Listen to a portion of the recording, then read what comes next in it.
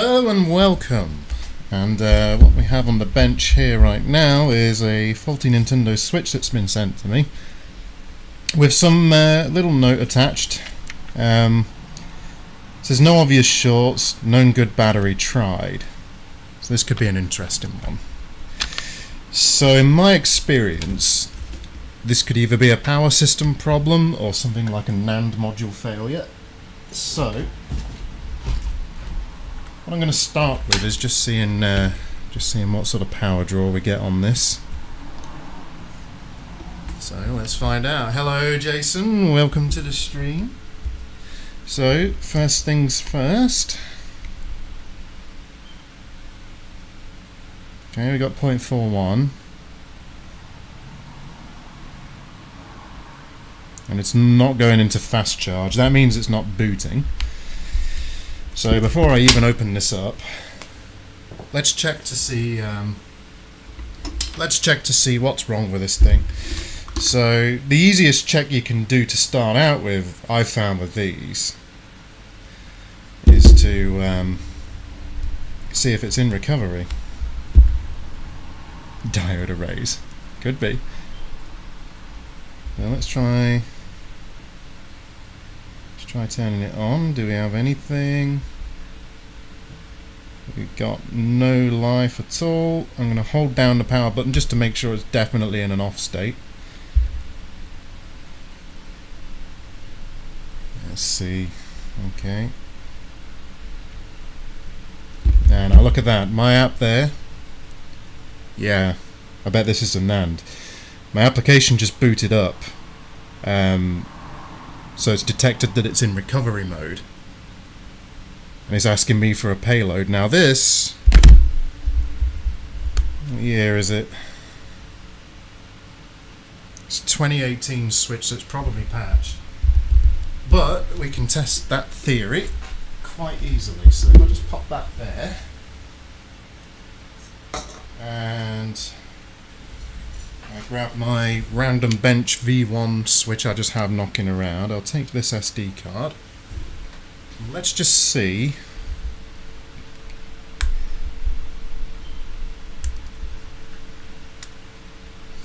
Let's just see if this will actually boot into Hecate. Let's find out.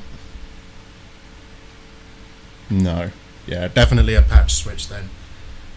You're looking for Ricardo. It's an app called Ricardo, Jason. I'm not sure if it's on the Play Store or not. It might not be because a lot of people use it for bad things. I actually use it for repair, but like some people use it for, as you can imagine, naughty things that they shouldn't be doing. But yeah, Ricardo. Rekado. So if you look up that, you will probably find it. Okay, so that points to the Nand, because that means that the system is in a state where it can load. I can load that far. So let's get this thing cracked open. Let's get the memory card out, and let's go with the Y-wing, wherever that is. There it is. Wrong one. Let's try this one.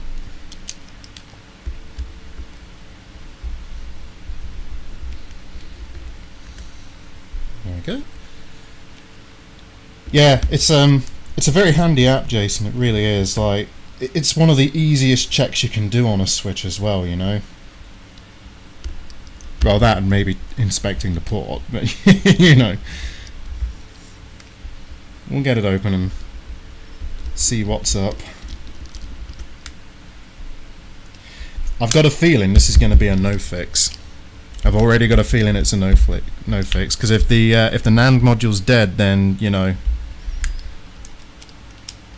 Yeah. On a V2 switch, if the Nand's gone, the Nand is gone. Nothing you can do. Okay, we're missing a screw.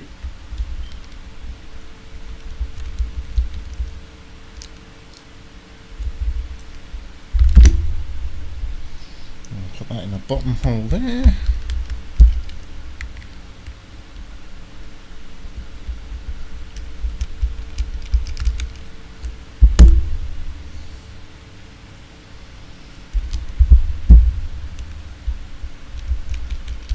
I finally got around to fitting my 0.5 Barlow lens as well, so that should make looking at the PCB a lot better than my previous streams.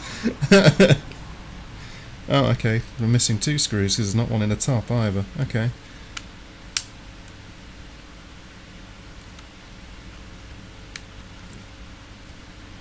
I always hate removing these because I don't want to break the plastic.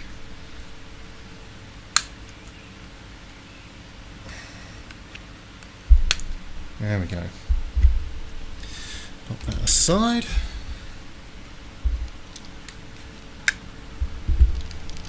Looks clean on this side at least.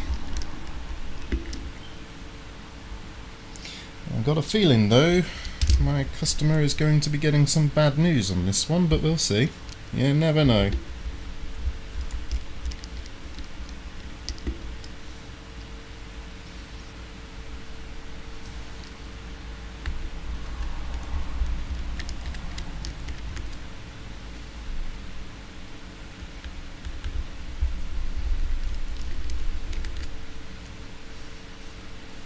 Because I have seen this exact kind of failure actually on a few other switches.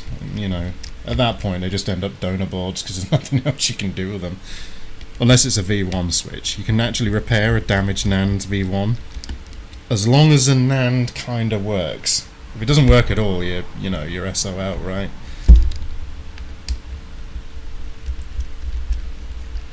Oh, Jason, I feel sorry for you with that switch. That really gives you the runaround, didn't it? I mean, it happens. It does happen.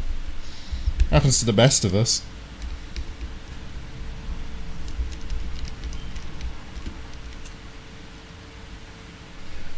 Yeah, what I can't believe, Jason, is that one you were looking at. With it being, like, it was just odd. It was odd that it was Joy-Con rail of all things, right?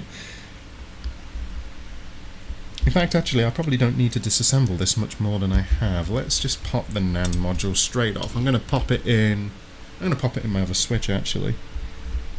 We can check to see if the Nand module is actually working or not.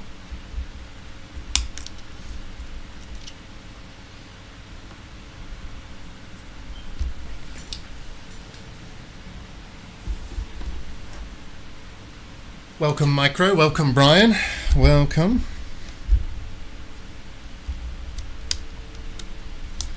So I'll take my janky V1 switch, and what I'm doing is I'm just testing a NAND module from another switch to see if it actually works. So I'm going to need a few things to do this. If I just pop this memory card in. So we've got that NAND module. That's my NAND module, so I want to put that out the way so it doesn't get mixed up. Yeah, I've cleaned up one rail before myself, Jason, and it had very similar damage to what you showed me with that corrosion, but like, yeah, you know, I sort of think it's probably easier just to buy a new Joy-Con rail because they're cheap. They're really cheap, right? Only like a few dollars. So we got that in. I need that tool, and I need that, and I need a USB-C. Right.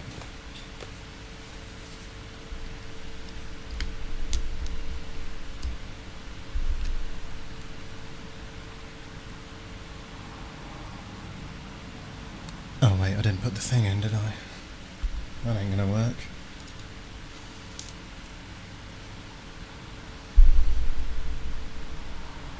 I'm actually not even sure if this one's charged or not. I guess we'll find out.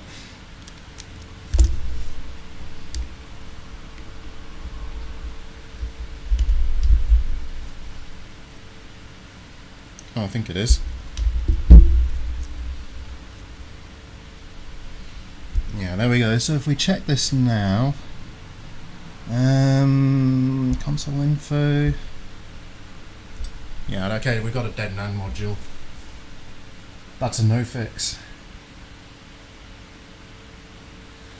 Oh, hey Dreams, welcome to the stream. So, unfortunately, our very first switch, this is definitely no fix, which is a shame, but, you know, it does happen. I'll try it once more. Just pop it out and back in. It would explain why the other switch is failing to boot, though. Just make sure we got no power.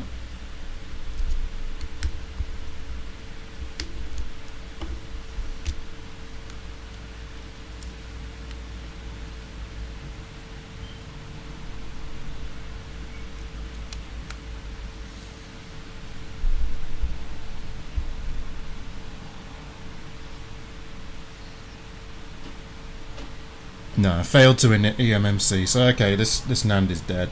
I guess I could try to reflow it, but that's a long shot. I might do that anyway. It can't hurt, can it? So let's just get this one switched off. Power off. Power off.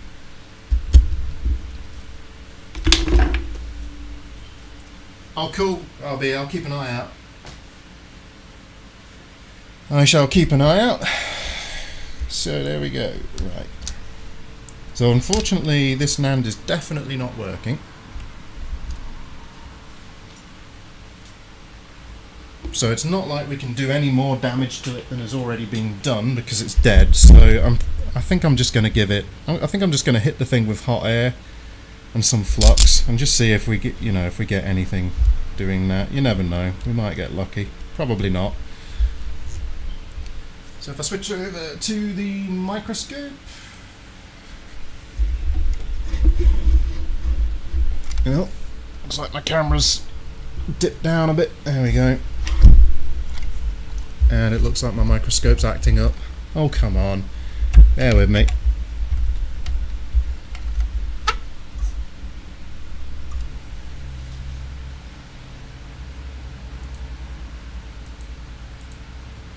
There we go. We've got something.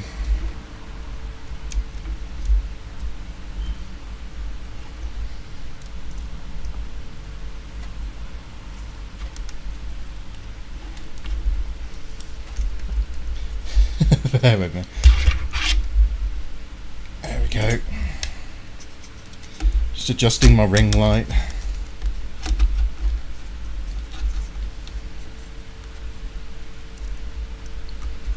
Okay.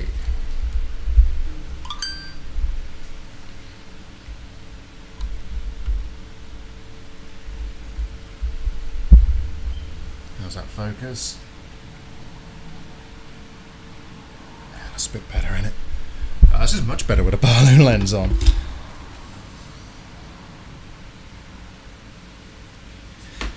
Right. Let's see what we can do.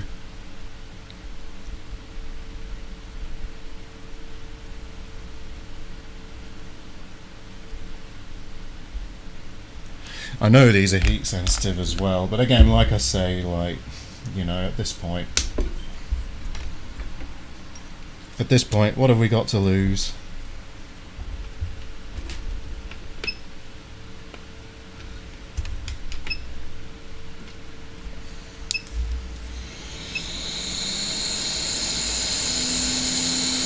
You never know.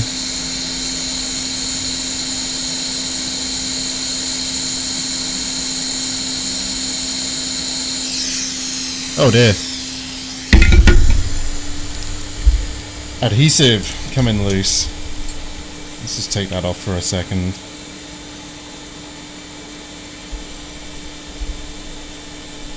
Let's try that again.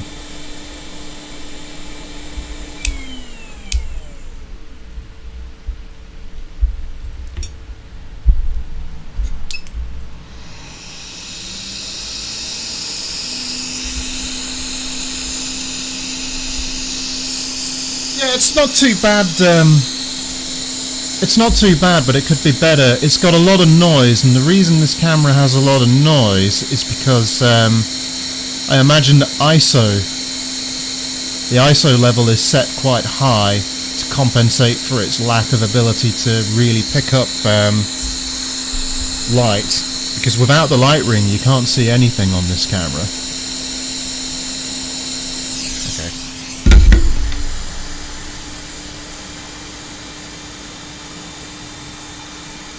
We'll just let that cool down a bit.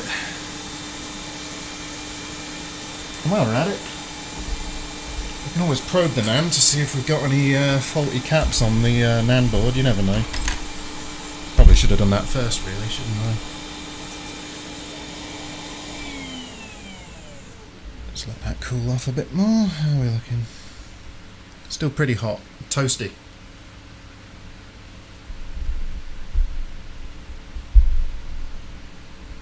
Yeah, it's not a bad camera. This is a generic Eakins camera. They retail for about 67 UK pounds, I think, on the Eakins store on AliExpress. So I don't really know how much that is in dollars. Probably about $95. They're not bad.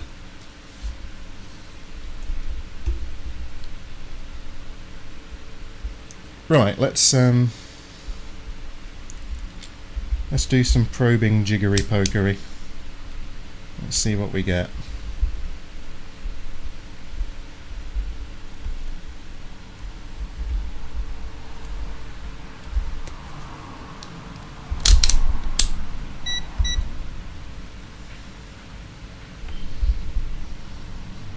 Okay, I know there's somewhere on here I can ground this.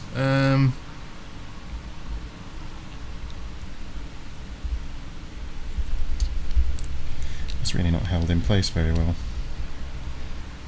Just try that again. There we go.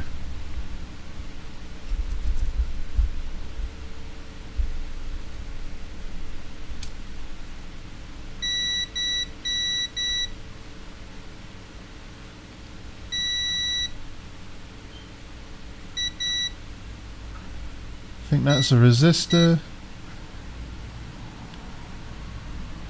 I think.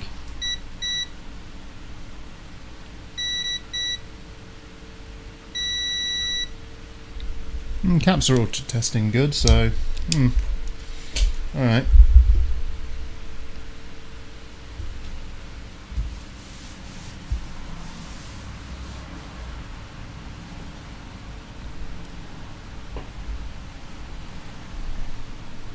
So let's get some IPA on here. There we go.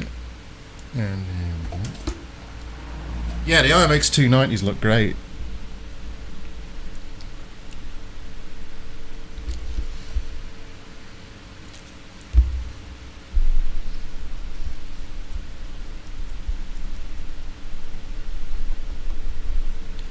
What I'm going to do as well is just see if this can be read in the V1 switch. I'm not going to mess around with the other one.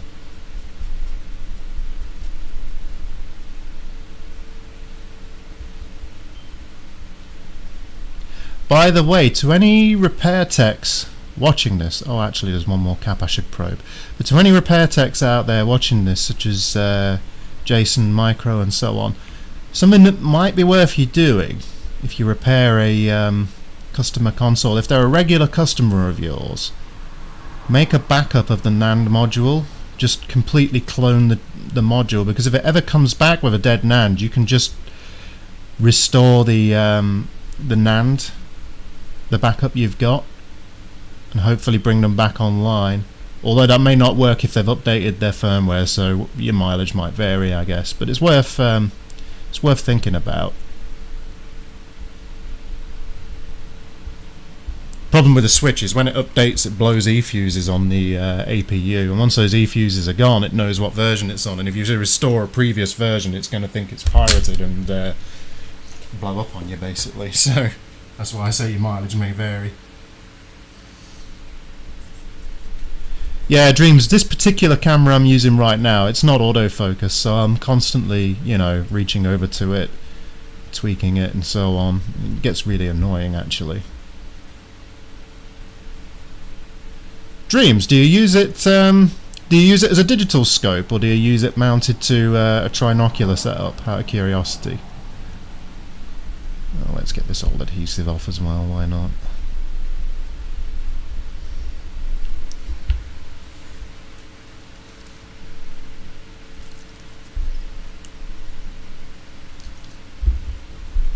But yeah, I'm a clown, by the way.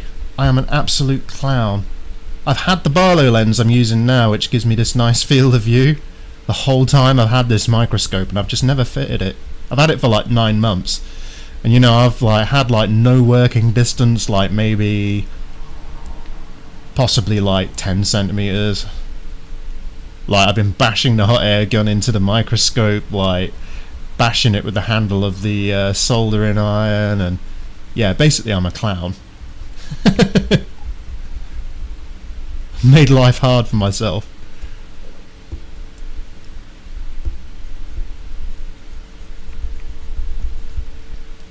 But I figured that might give some of you a bit of a laugh, right?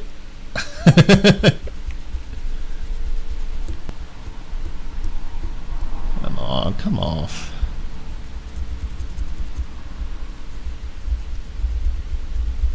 If this has come back to life, I'll happily stick some fresh Tessa tape on you, Mr. Nand module. I will, I promise.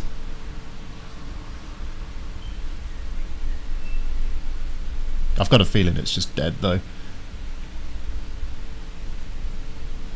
You know, it does make me wonder what causes a complete NAND failure on these. You'd think NAND memory would be quite reliable, you know. You'd think it'd be a lot more reliable than say a hard drive.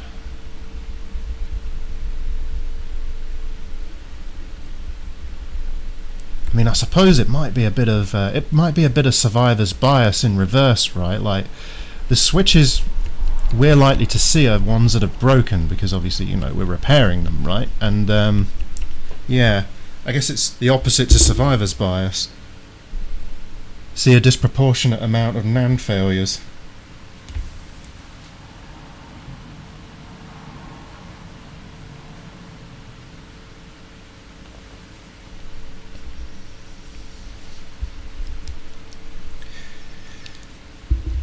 Right, let's see if we can get this gunk off as well.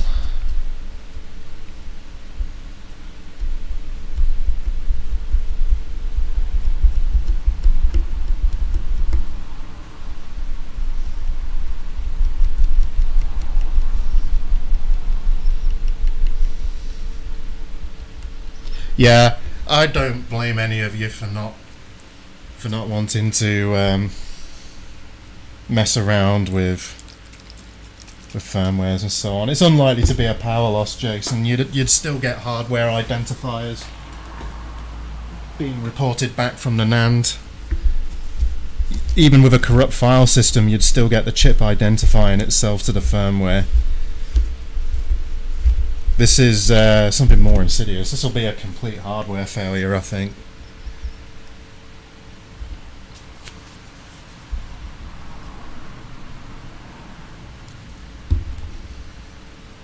Most likely, anyway.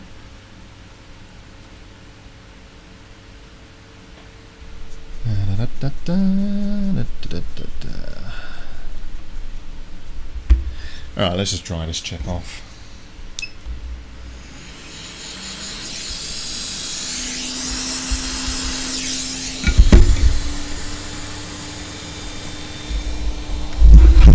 And we'll switch over to the camera.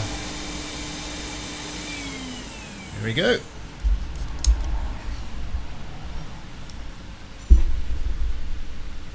We'll take international rescue switch and see if it can read it now. I've not got high hopes for this. But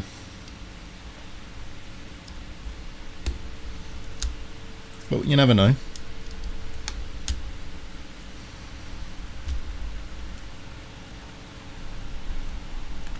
Make sure I got that volume button down. There we go, and let's see if we've got any luck.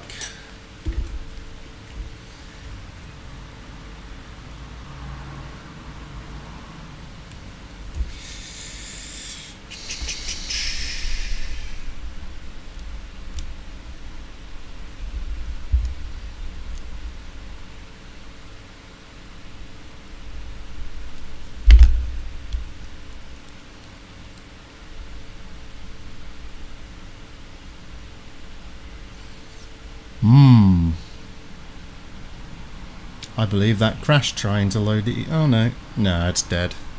Yeah, that's just dead. Well, it was worth a try. Can't hurt to try, right?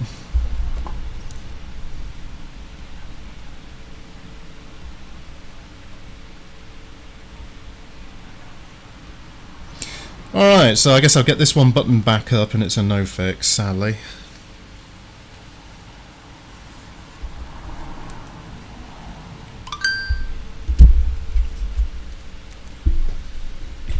I'll get that out of the way. Do have a couple other switches to look at.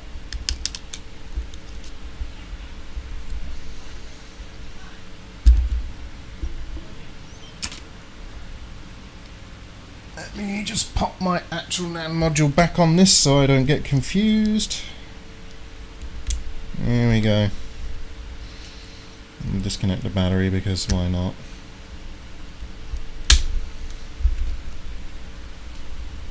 Okay. Sad times. Sad times.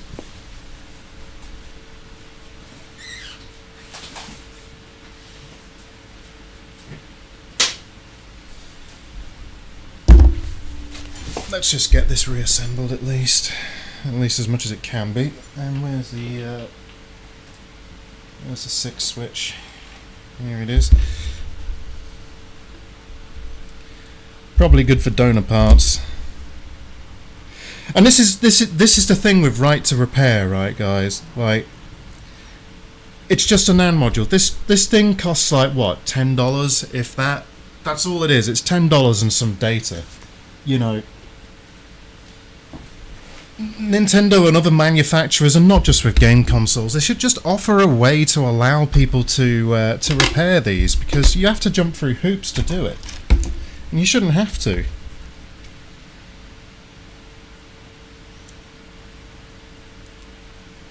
Even if like Nintendo just offered, and not just Nintendo, Sony, Microsoft, like any of those big manufacturers out there, if they just offered the tooling that we'd need to repair it, you know, that's all we'd really need. You don't need much. Just a little single click application that goes, okay, this is the switch, I've detected that it's in recovery mode or whatever, let's just restore the firmware. Not hack it or anything like that, just restore it. I mean, if they don't want it falling into the wrong hands, there's not a lot they can do to stop that, but to be fair, these sort of devices get hacked anyway. Just provide the tools, you know. That's all we're asking.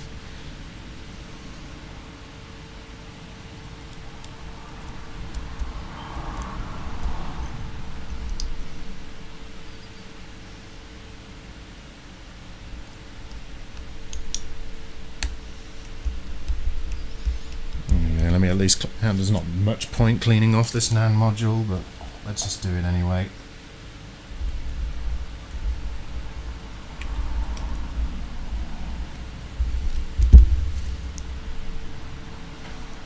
I don't like declaring no fix, but with the Nand module there's nothing else you can do.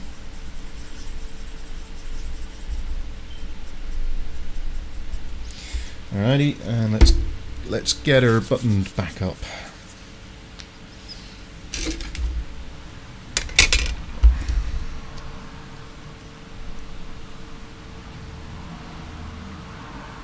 And then on to the next one.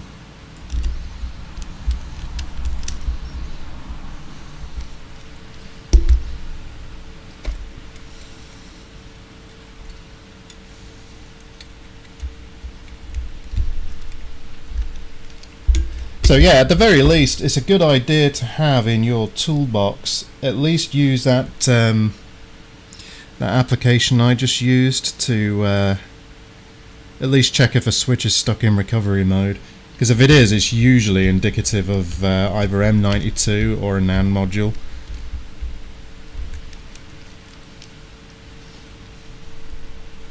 Or at least I've heard it can be caused by M92. I've never actually seen that myself, so that could just be hearsay.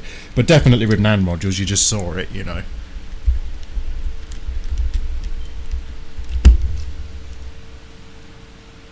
Get off my screwdriver.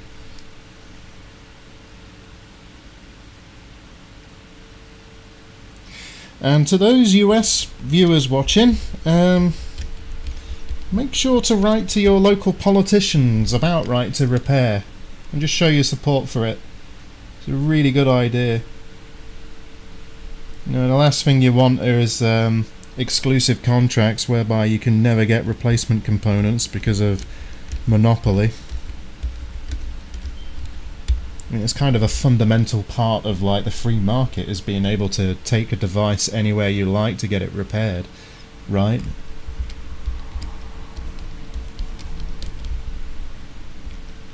So one thing about right to repair, it's completely cross-divide. You know, there's no real difference on where you lie on the political spectrum on your opinion of it. Nearly anybody you ask ever will say, yeah, I should have the right to repair my own stuff. You know, it's that simple, right?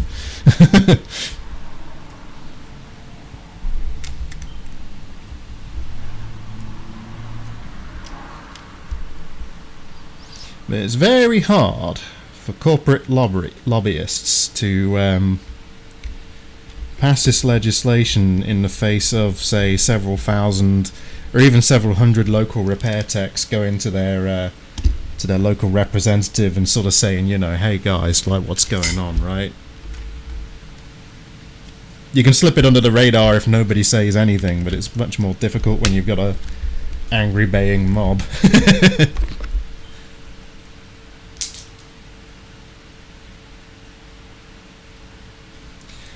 But yeah, so we'll get this one buttoned back up, and yes, so you were on the bottom in this hole. I know this one was missing some screws.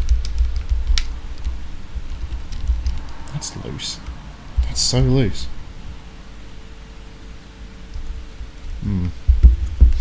Okay.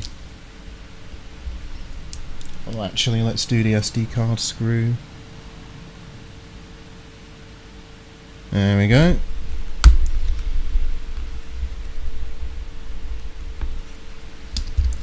I mean, it's interesting as well, actually, like the American situation on right to repair. It's quite important because that feeds back into the rest of the world as well. I mean, the UK technically already has right to repair, sort of. Not. A minute, come on. What? Man, this is really stuck. Come on, there we go. Yeah, the UK kind of has right to repair as is, but the problem is US lawmakers, they kind of ignore other countries. So if in the US you can't get the parts, you're quite unlikely to be able to get them anywhere else. Which is a shame. Oh, I really... RB King. Ain't no pigeons for me to yell at today.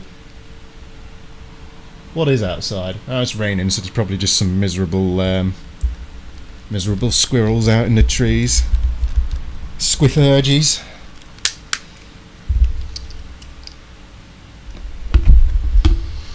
Okay.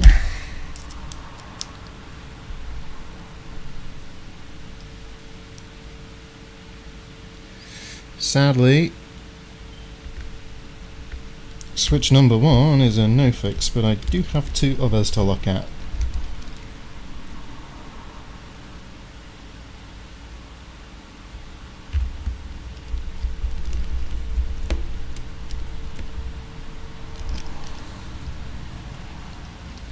Check my chat.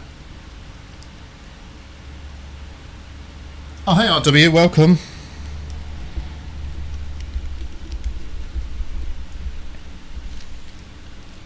Feel free to hop in and out as you like.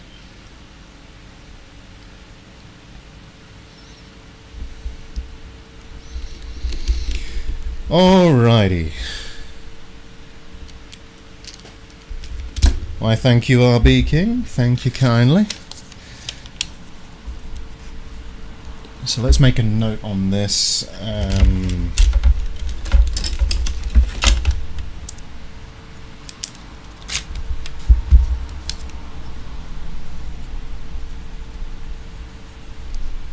Nope, that don't work.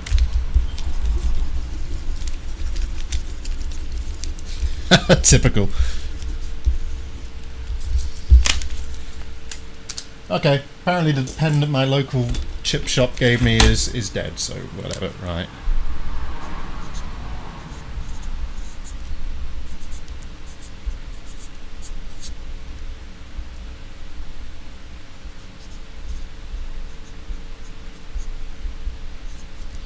There we go.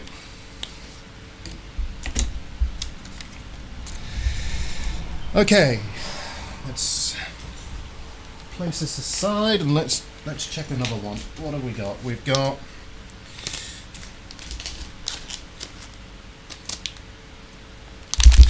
$2162,002 M92 chip replacement. Does that mean it needs an M92 replacement, or does that mean that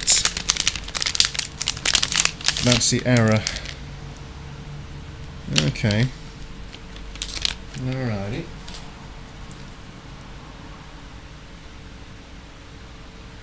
Not as he's earned it with a no fix. Oh, come on. There's no way anyone can fix that. Dead Nand. You can't do anything about a dead Nand. Okay. Let's look at this one. What have we got? 2017. Bet you any money then that this one isn't patched. Right, I guess before we get it open, let's just check the USB port super quick. If it needs a new M92, it probably needs a new USB as well, right? Worth checking. Oh no. I need to raise my scope a bit.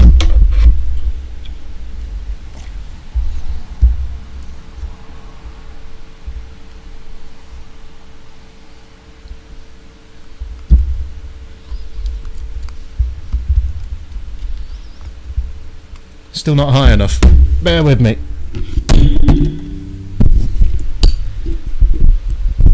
And apparently I'm knocking my microphone as well, because why not?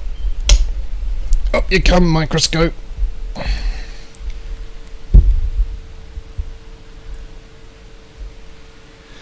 Let's see.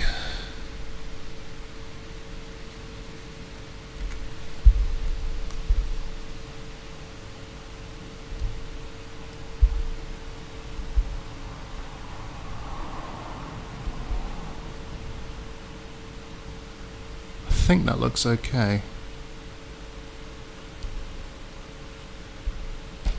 It's a little hard for me to tell on the monitor.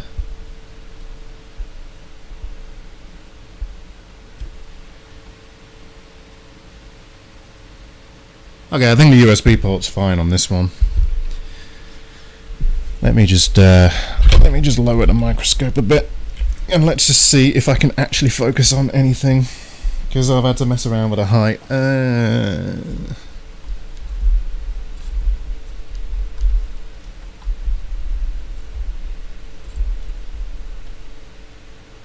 it doesn't look too bad. Right, let's switch over to the camera anyway. Oh, good God. My whole microscope just rolled. Why? That's why. There we go. Okay.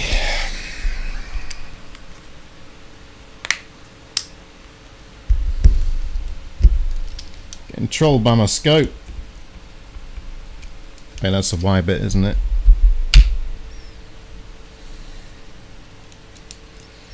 These screws look a bit chewed.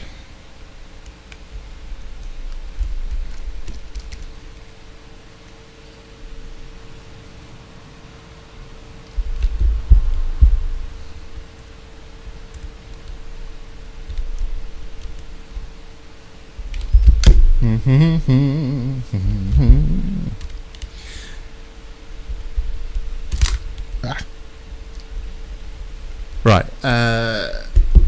Yay, a troll. I won't feel so lonely. Oh, we're all getting trolled by Nintendo. It's either Switches or with me SNESes.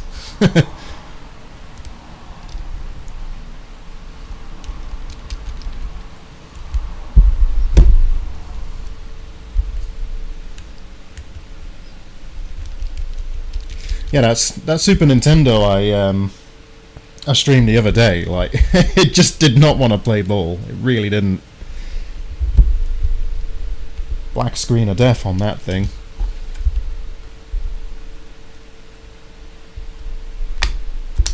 I must have damaged something. Probably fried a chip with hot air.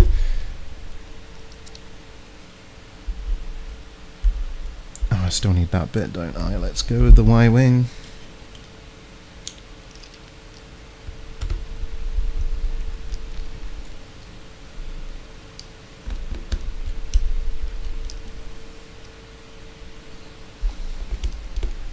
Yeah, I had fun rebuilding an Xbox One HDMI port as well not long ago. It's my first one. And it went beautifully.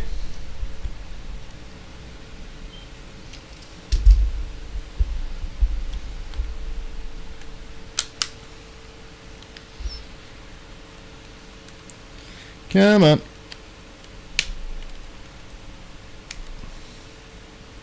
Okay.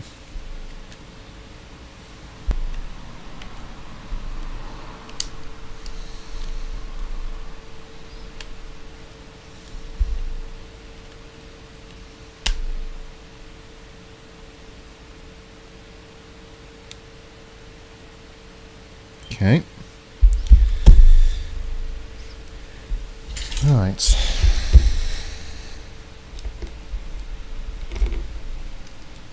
Y-wing bit. Fool. Foolish fool.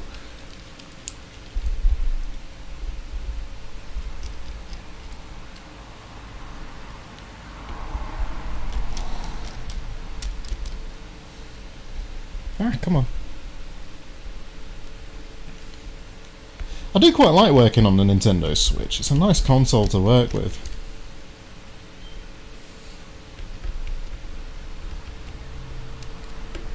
You know, the board's nice and thin, like, it doesn't take ridiculous amounts of heat to remove things, or, you know, it's just real nice. Well, I'd never worked on an Xbox before, and working on that, like, you could tell the difference with the massive ground planes, like how much heat that thing soaks up.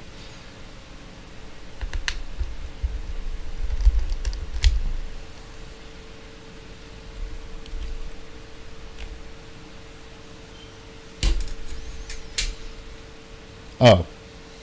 Oh, okay. That explains a lot. Okay.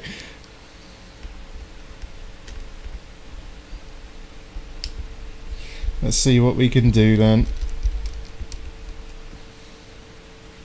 I do believe my customer said he had a go at doing M92 but wasn't 100% comfortable with doing the job.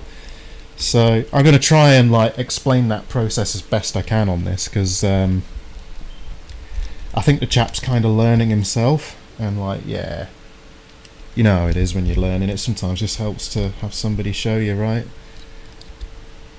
Mad props to Phil for that, for me. Not that he directly showed me, it's just his content, you know. Right, okay, let's I hate undoing all these cables. Let's get a bit of zoom on, shall we?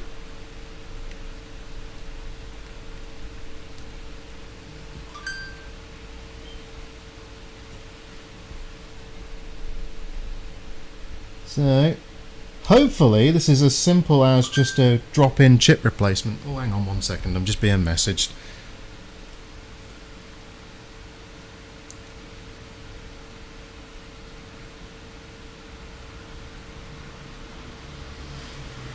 Sorry, I was just responding to my fiancée. There we go.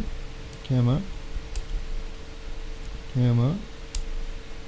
God, I hate these ribbon cables. Come on, come out. There we go, that's one.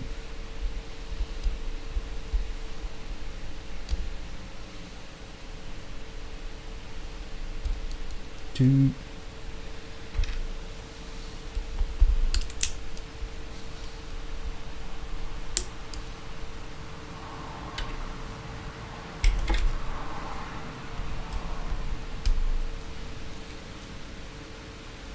Looks like that shield has been very hot. It does, doesn't it?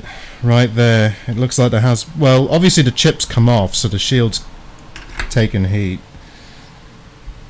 I mean, I'm not gonna assume it's the end of the world with that one. You never know, it might be fine.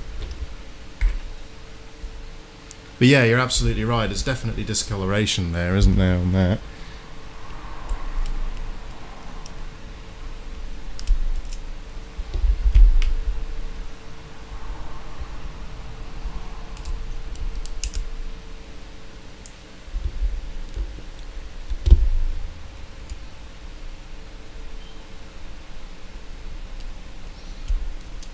There we go.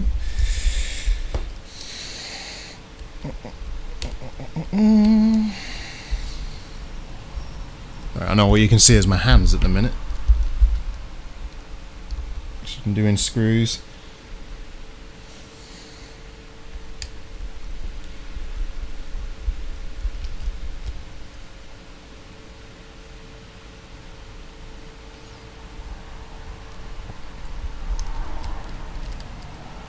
Hopefully there's no collateral damage on this thing.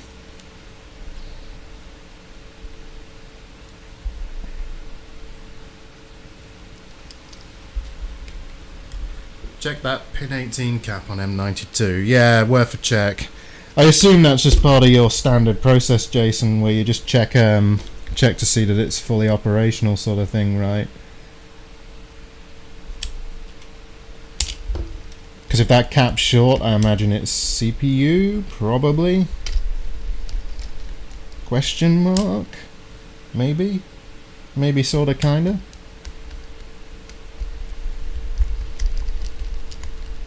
Who knows? I'm guessing it's indicative a bit like P13 though, right? If you've got a short on that cap, then fun times ahead. What I'm really hoping for is that nothing's blown away.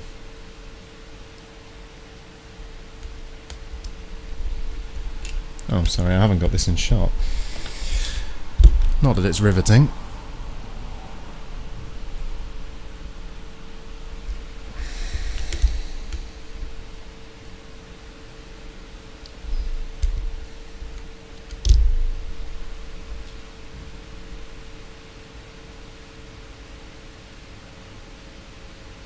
Yeah, I can give it a go, Jason. Let's check it. Why not? Can't hurt.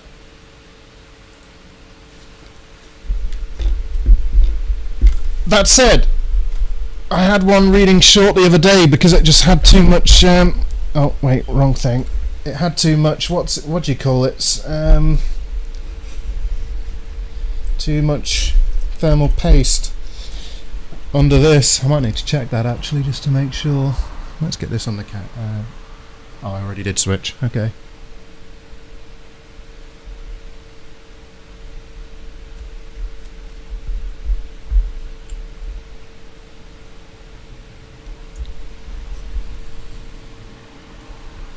Let's find out then, shall we?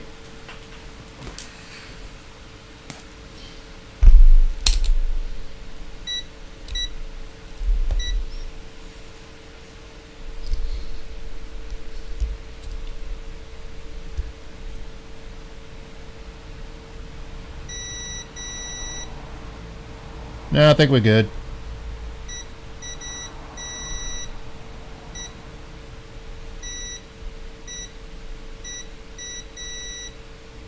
What is going on with my meter? There we go. The P13's probably okay as well.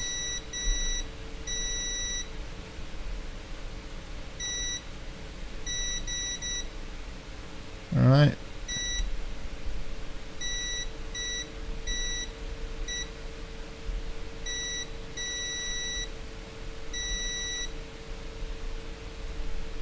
Yeah, there's been a lot of heat in this area. Yeah, absolutely, yeah. I'll get flux and fresh solder on that to clean it up. I imagine my customer was just, you know, a little inexperienced and, you know, just... Yeah, mistakes were made, that's all. Should be relatively... well, hopefully that's all that's up with it. Yeah, the customer, when I spoke to him, lovely chap, he was saying... I think he was saying that he had shorts around M92. And, oh wait, I'm on the wrong camera. I think he was saying he had shorts around M92, so he popped it off and checked it, and obviously that made things okay, but in terms of the short at least, but like, yeah, unfortunately, just wasn't quite confident enough to do the rest.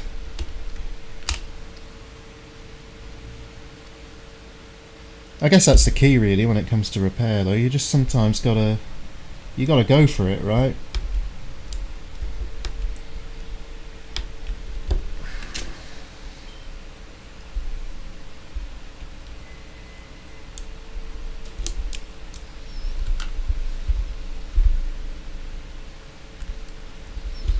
Alright, there we go.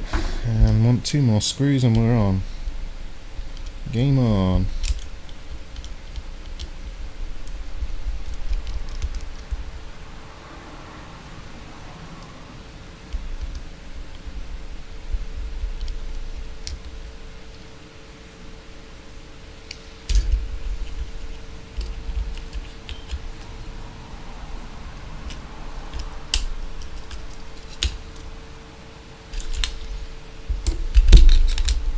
Just pop that aside.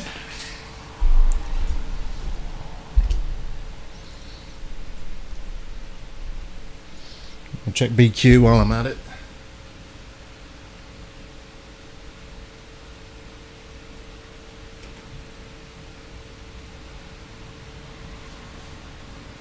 Heat and scrub is something rough. People don't get how tricky QFN chips are until they try them. Yeah, I mean, yeah. The mistake I made when I was first trying was I wasn't putting enough heat into them, and I was sort of coming off of the heat before they were ready to sort of settle into position, right? You know what I'm talking about when you just sort of tap it to make it wiggle. Let's do it this way around.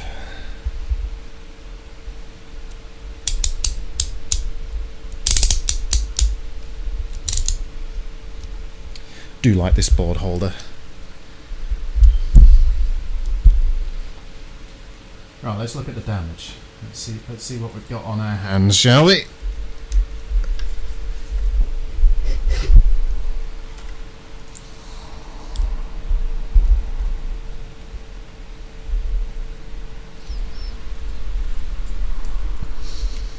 Okay, I just got to lower my microscope a little. I could really do with a decent boom arm for this. There we go.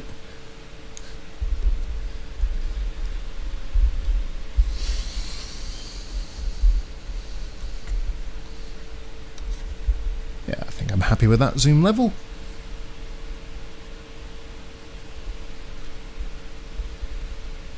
Alright, let's clean up this bridge sole.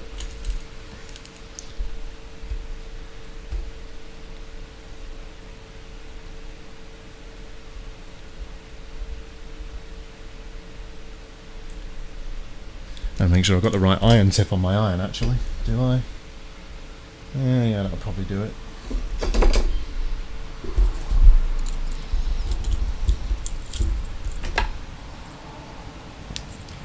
Out of curiosity, do any of you guys use board preheaters on the Switch, or do you just sort of go in cold? 'Cause I usually go in cold.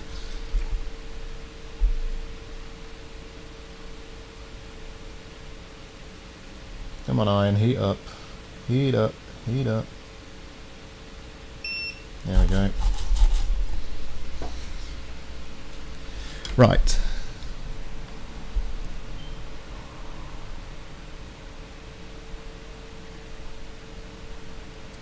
Got the shakes today. Yeah, let's try that again.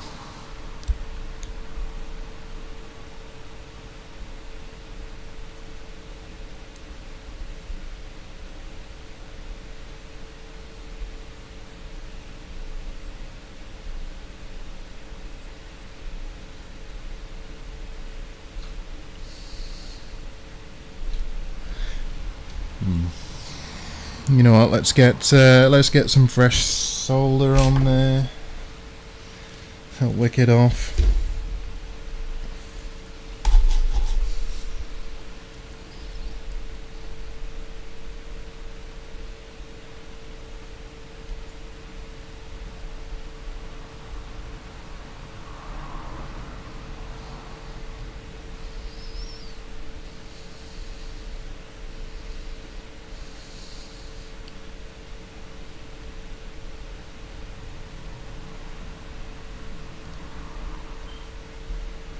Don't care about bridging this, it's only coming off anyways.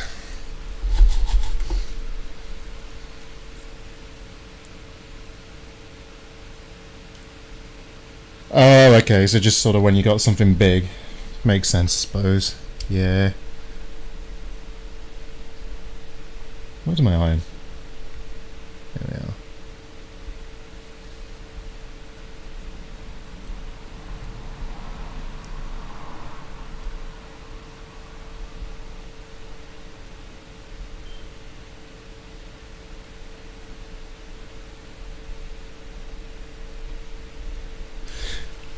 Crank the heat up. I'm already at 360. Let's go 400.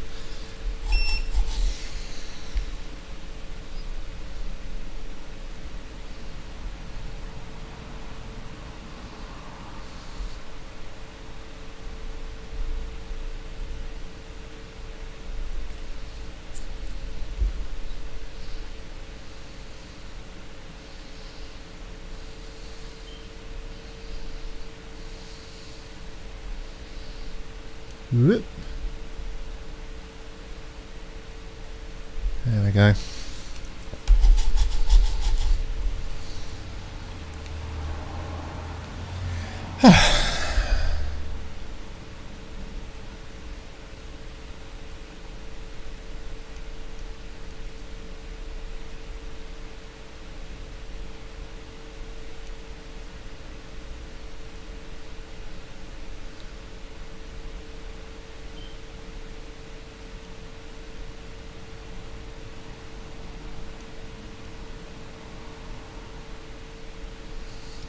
Yep, a little too much in the middle there. Whoopsie.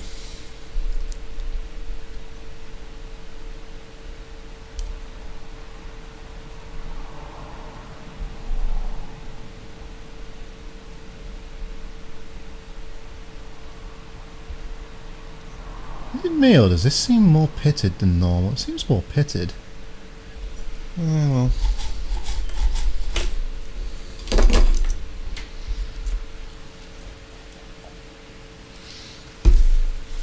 Right, I need an M92.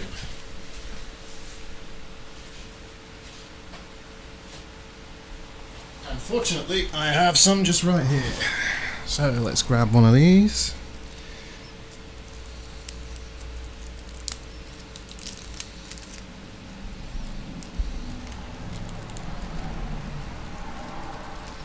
Assuming they'll come out the bag. There we go.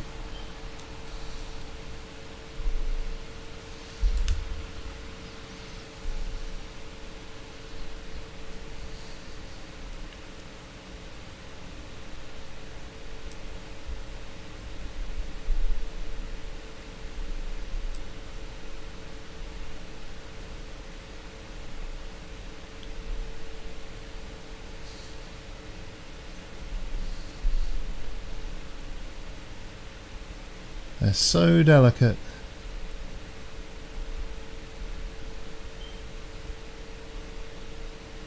Come on.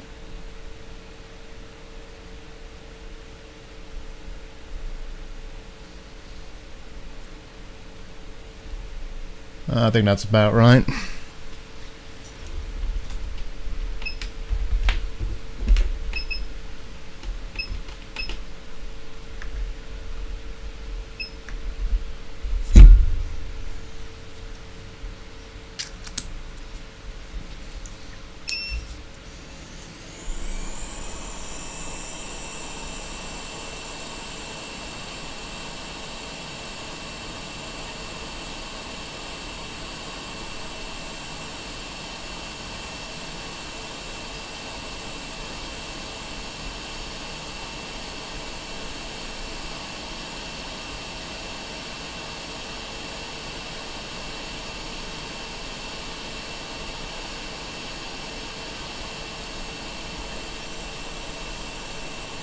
Come on, yeah, blighter.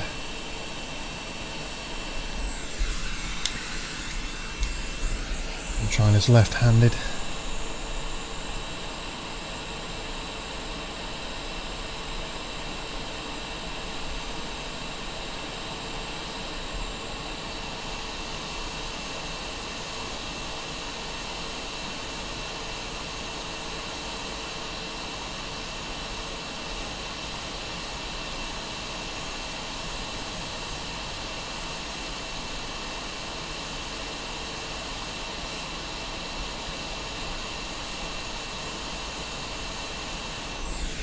I think that's at least tacked in.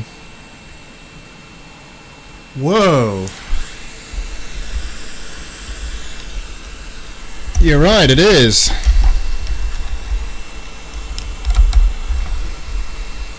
Bear with me. Bear with me.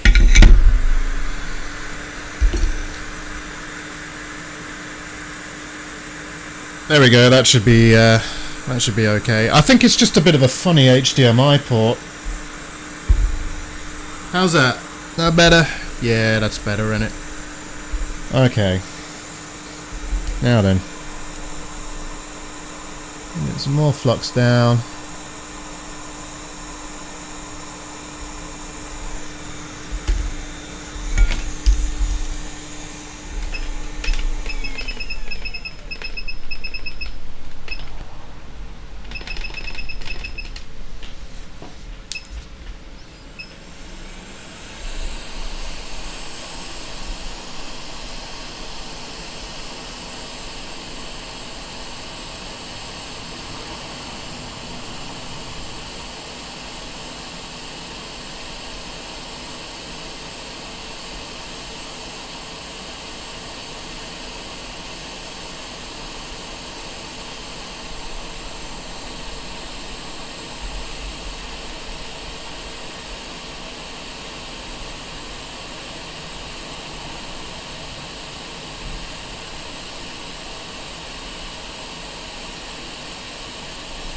Still doesn't seem ready to give, does it? Oh, there we go.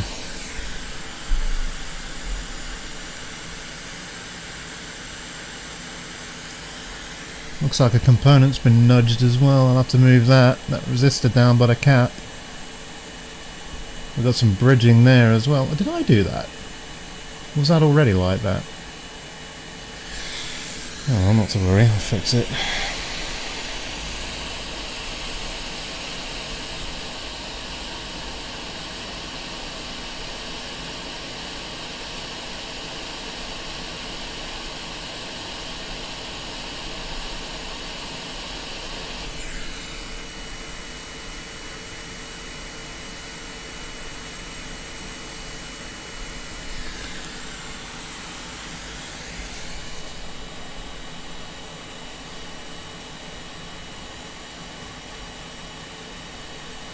Yeah, we got two bridged caps. No, I must have done that. I didn't even see myself do that.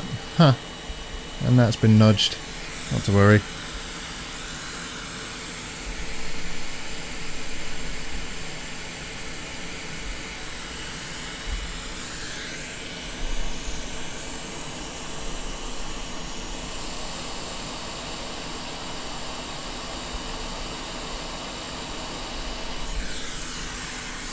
Really need my right hand for this.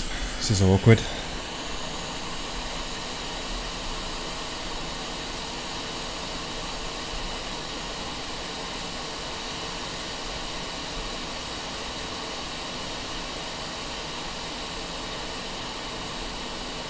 Oh, come on. Stop trolling. Stop it.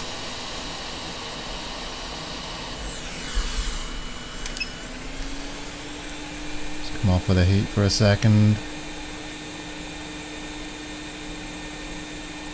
I got the classic soldered to tweezers problem. There we are.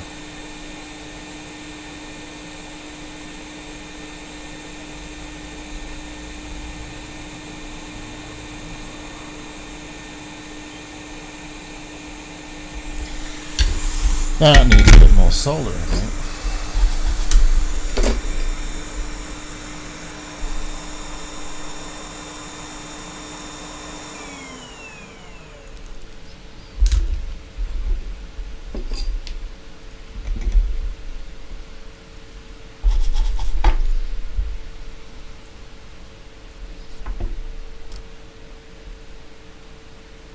should switch soldering bit, shouldn't I?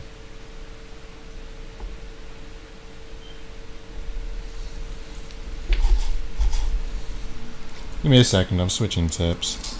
It's too beefy. Can't get away with it. Too big. And much better. Okay.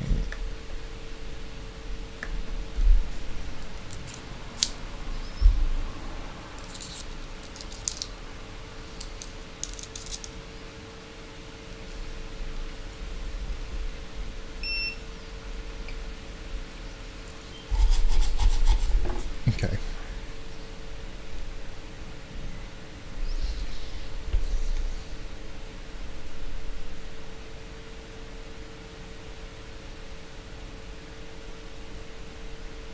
Don't care about the bridging.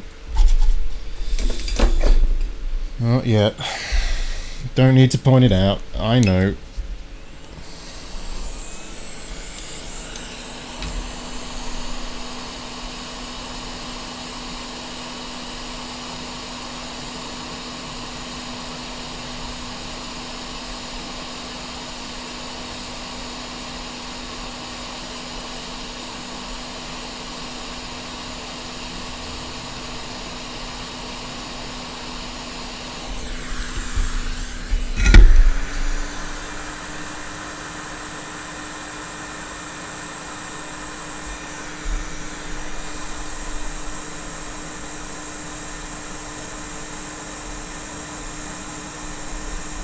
Okay, I think that's alright now.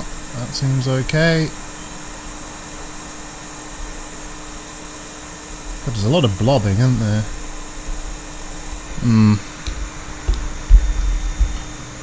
Not sure how well you can see this on these resistors down here. Look at them spikes.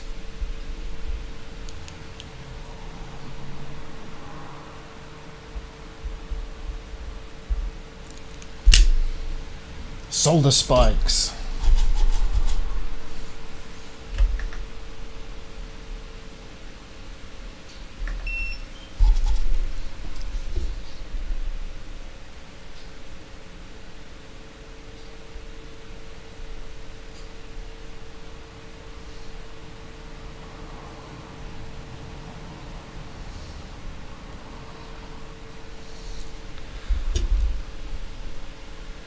Okay, how are we looking? It's a bit cleaner now.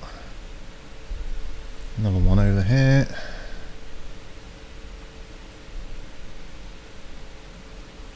Random blob of solder.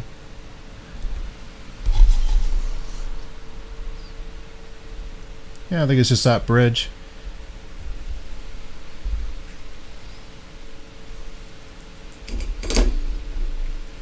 And then we'll go around the M92 and just add a little bit extra solder on the sides. I'm fairly confident M92 is okay, but you never know. Can't hurt.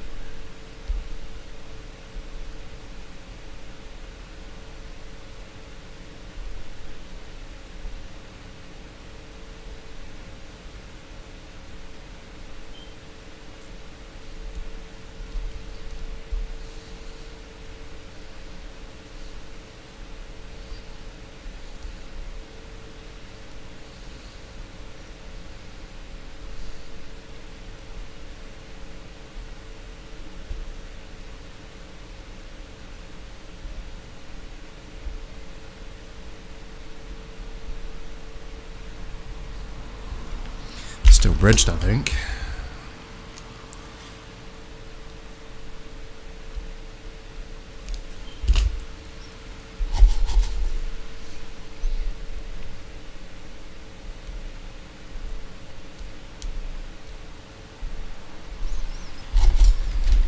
Okay, I'll move it out of the way with hot air and then pull it back.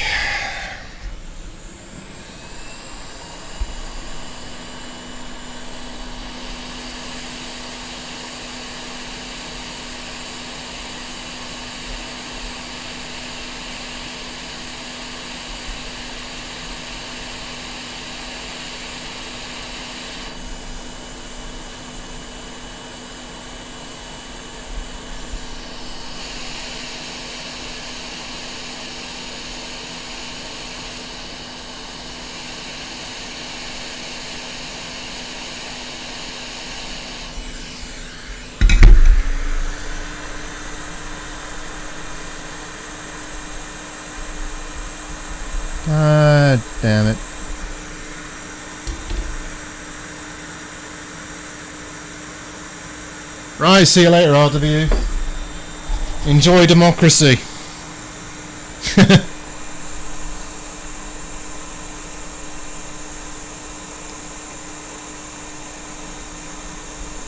Where you get to vote on which people get to mess you up. Seriously, you don't want to just wake up. Come on. Come on. Has that done it?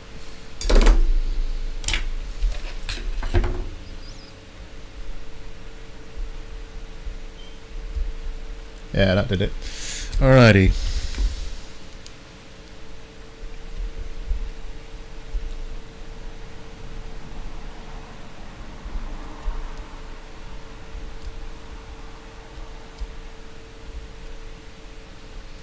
Flood it with flux, why not?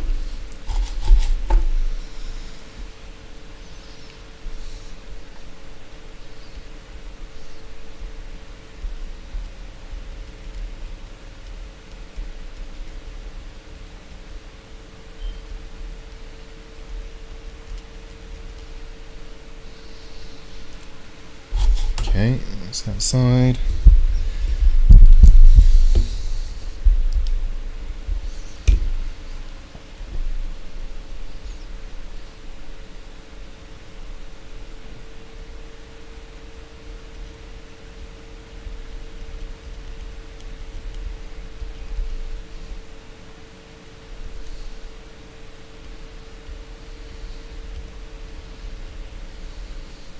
I quite like doing M92 chips actually. I don't really know why.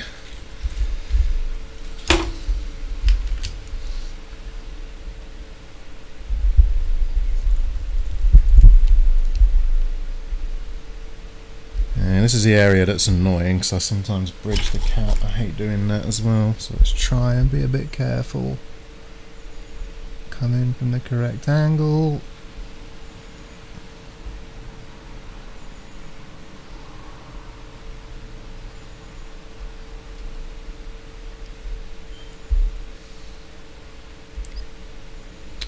Can't see what I'm doing.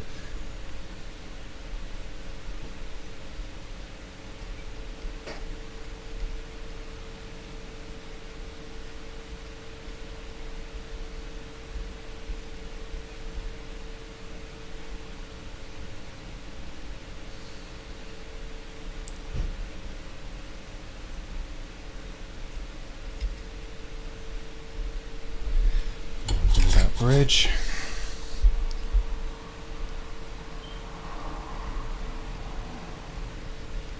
Okay, I've got too much burnt flux in the way now.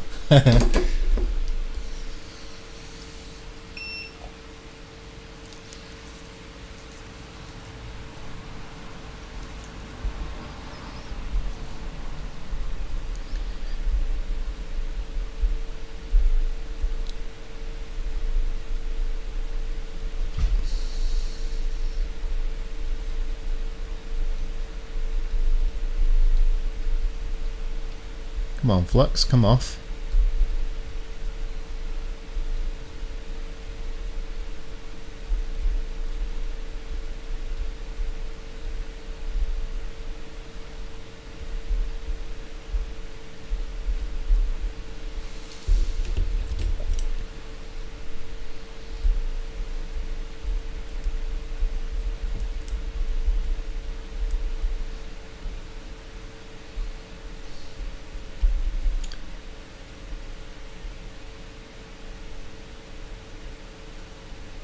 There we go. You can actually see it a bit now.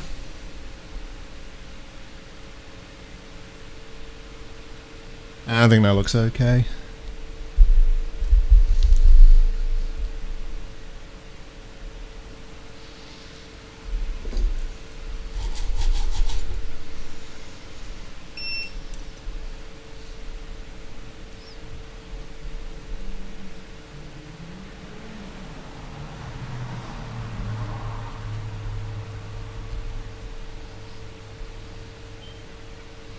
Right.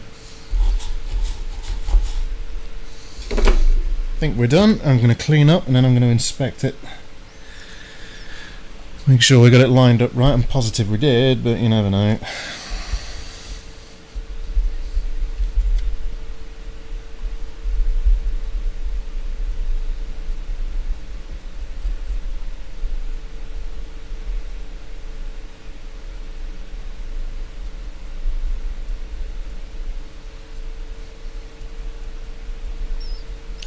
kind of suspicious of this resistor here. I'm going to double check that that is where it's supposed to be in a second.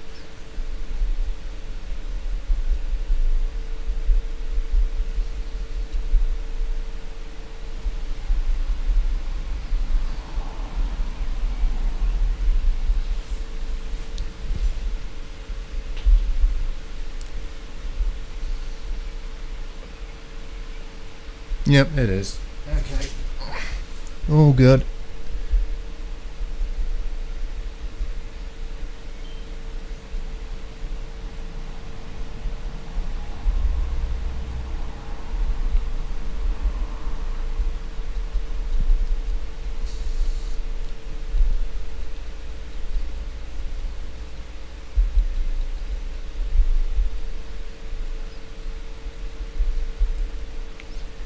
Well, getting somewhere. Starting to come up clean.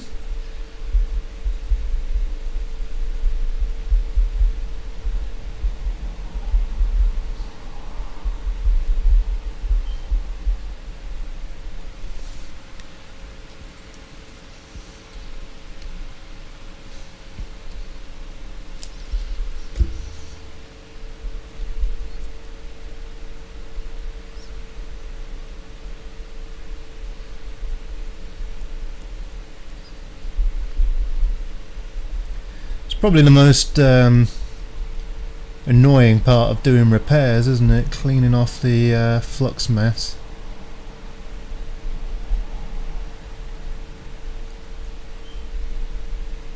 It happens.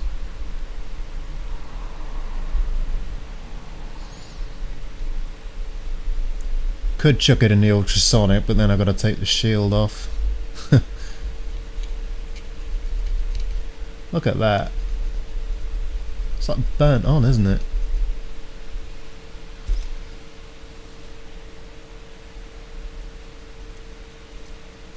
Huh.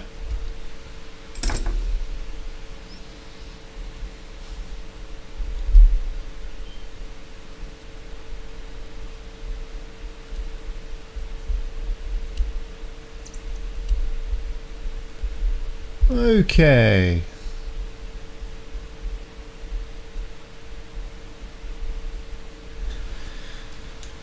Let's inspect the handiwork, shall we?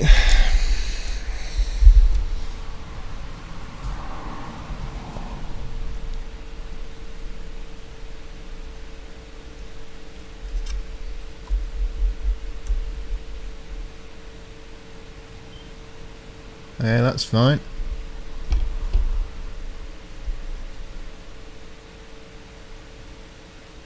That's fine.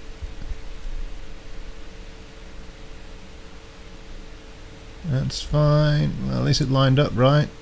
And that is fine. Okay, I think we're good with that M92.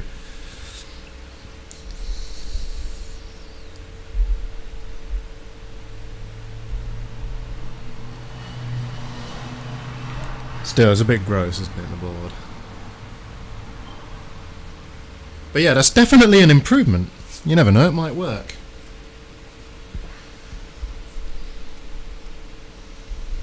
I'll just grab a battery and see if it boots in a minute.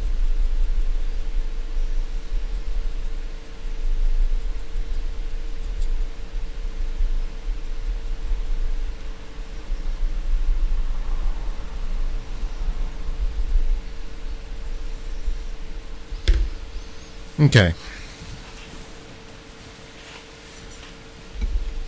Battery.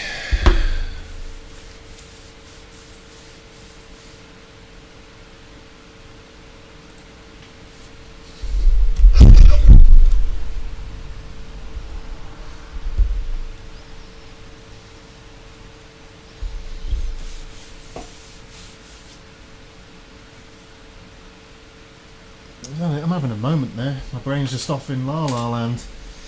I need my amp meter, that's what I need.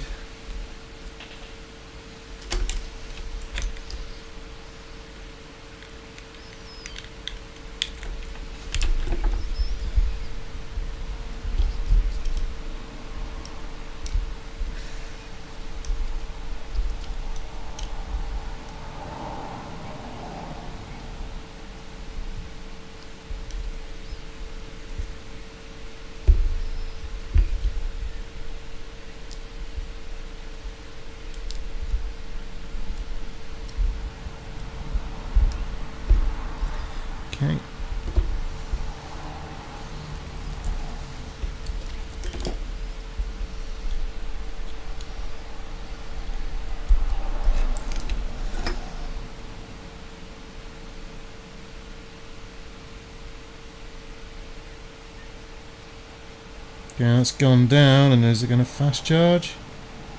Oh. That's interesting, isn't it? Look at that, it's dropped down to 0.05. Let's try that again.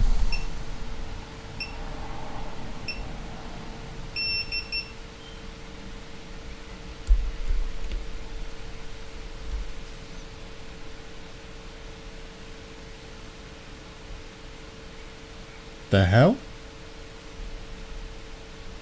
Am I tripping?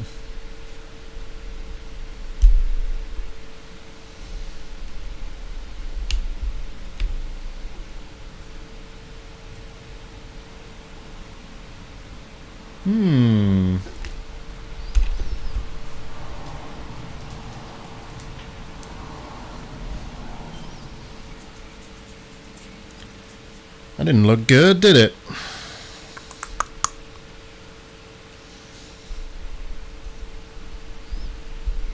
You know what? I need to tell my bot to shut up when there's no one talking, really.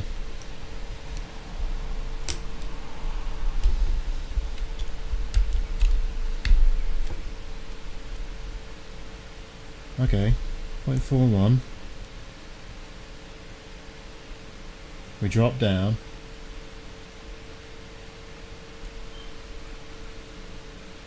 Oh, I wonder, maybe this is the power supply I'm using rather than the switch. Maybe it can't deliver the amperage.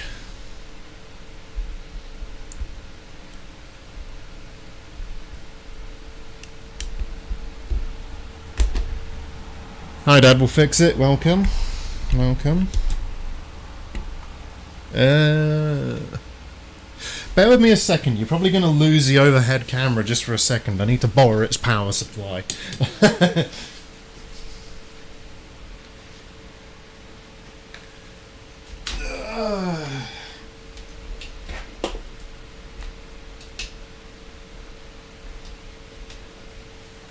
You're going to get a blank screen.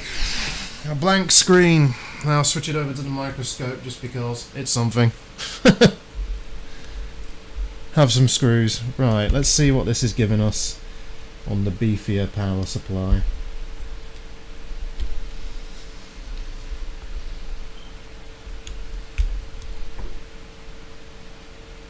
So 0.41 amps. We drop down. 1.25 amps. Okay, that seems to be working. That's good. Was just a power supply. Yeah, I guess that other USB power supply I've got can't quite give it the amp it needs. No worries. Alright, let's get the overhead camera plugged back in.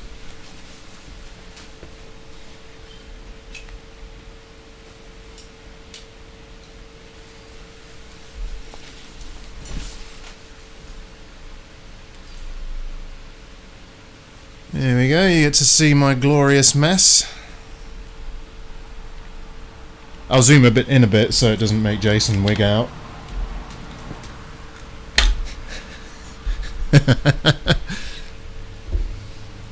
Okay, I think we're good to start getting this back together anyway.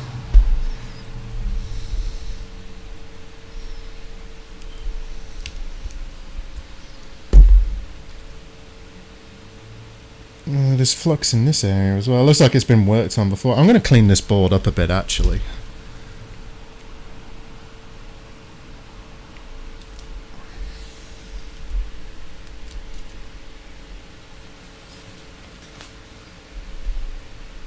In fact, no, I'll just clean it up under the scope. It's easier.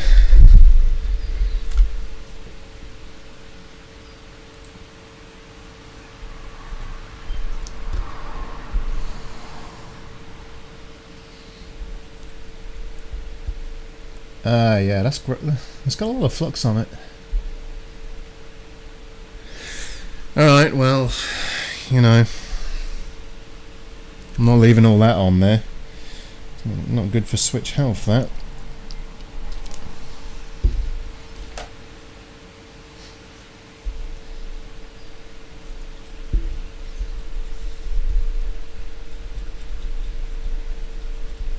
I might have a messy desk, but I'm not leaving a messy switch.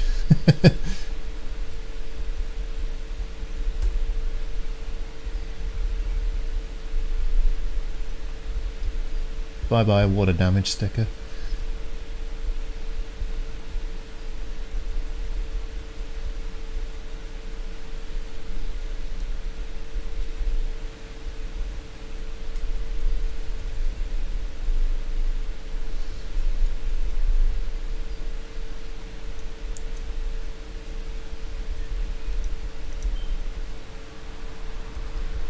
It's the only thing with using IPA to clean up a board, you can never quite get it as good as it was.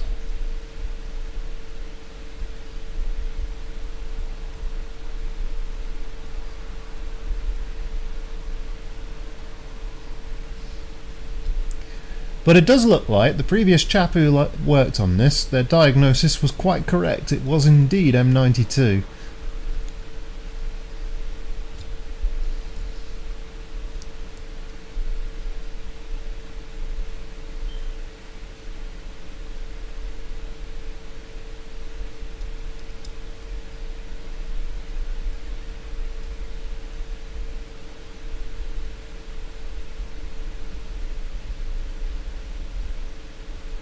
It's not such an uncommon problem though, is it really?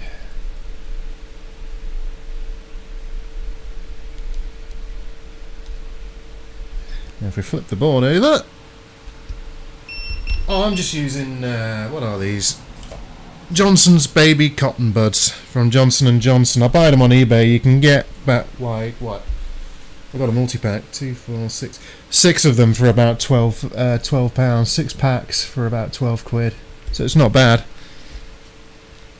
The reason I like these ones as well is they're relatively tightly bound cotton. It flares out the more you use it, which helps you get into like little crevices and stuff. And also they're cheap.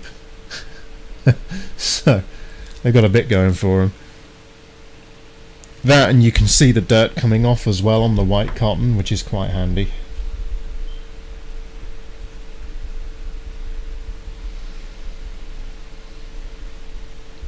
But yeah, just Johnson's Baby Cotton Buds.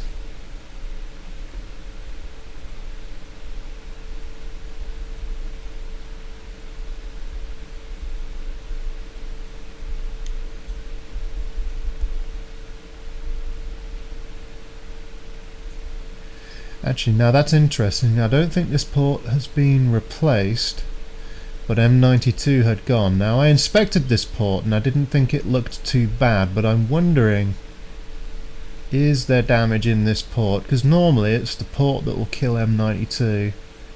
In my experience anyway. I'm sure anybody watching who repairs these probably agree with me on that. I'm going to double check this USB port in a second. There's random little bits of flux all over the shop.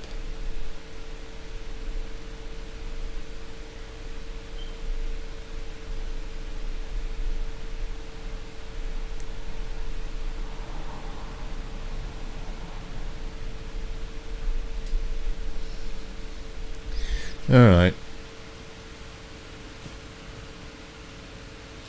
Indeed, everybody does love cheap. Can't go wrong with cheap. But actually, you totally can go wrong with cheap. And if you buy, you buy cheap, you buy twice, depending on what you're buying, right? Cotton buds, that's fine, but you know, I take it back.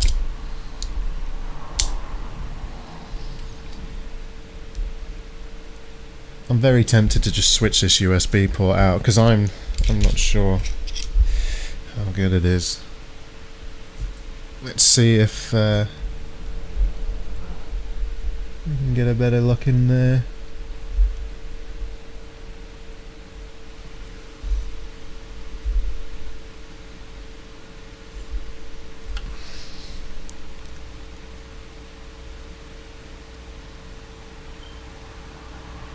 Yeah, it doesn't... It's hard to tell, isn't it?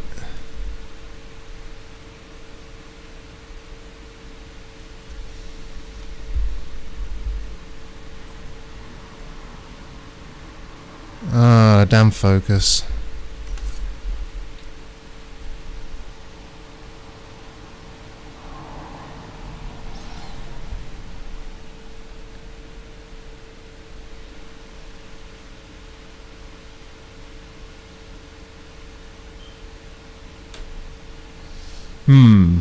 Not sure.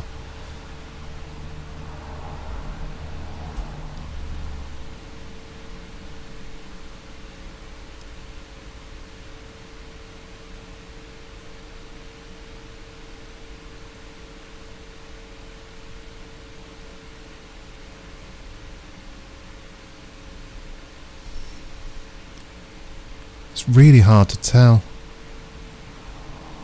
Hey Richie, welcome. Okay, we're looking good there for sure anyway. Let's try flipping it around this way.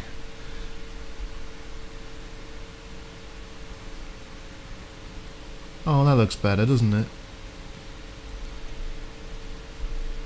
I think this USB port's a bit sus.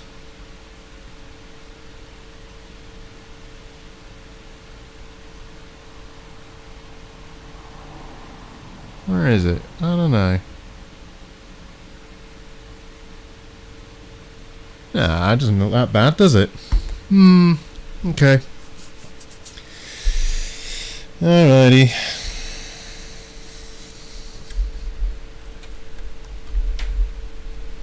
Well, you know what? The board looks a whole lot better now. It looks nice and clean.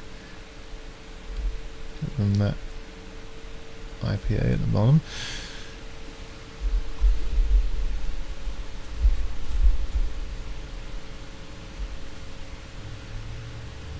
Right, I'm going to put this together anyway. Let's see where we get with it. Let me just clean the flux off my solder mat so I don't put the switch together in a flux mess.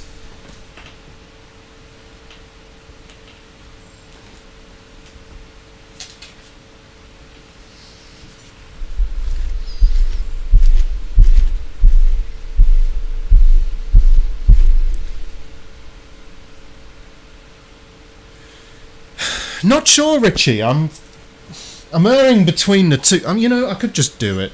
Oh, sod it. I'll just do it. It's not. It doesn't take long, does it? Let's just do it anyway.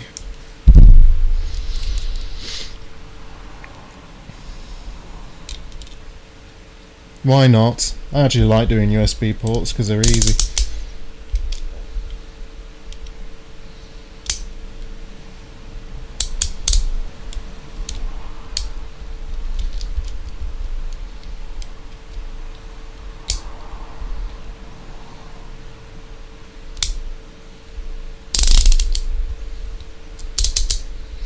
Right, there we go.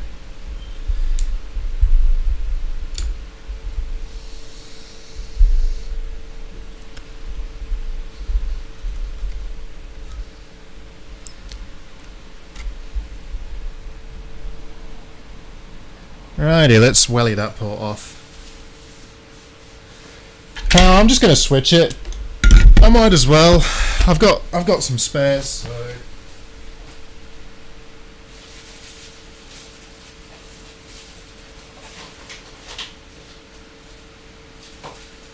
Somewhere.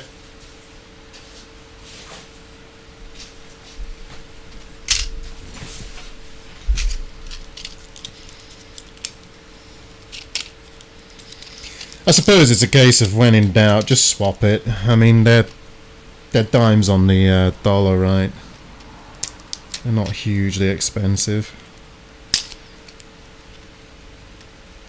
Now, if I'm going to be repairing more switches, I should really get more of these ordered in. I've only got like 7 left.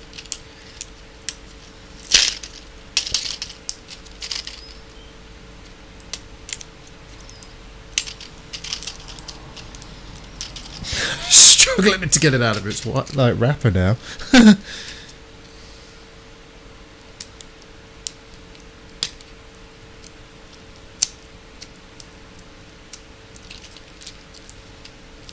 There we go. Cool.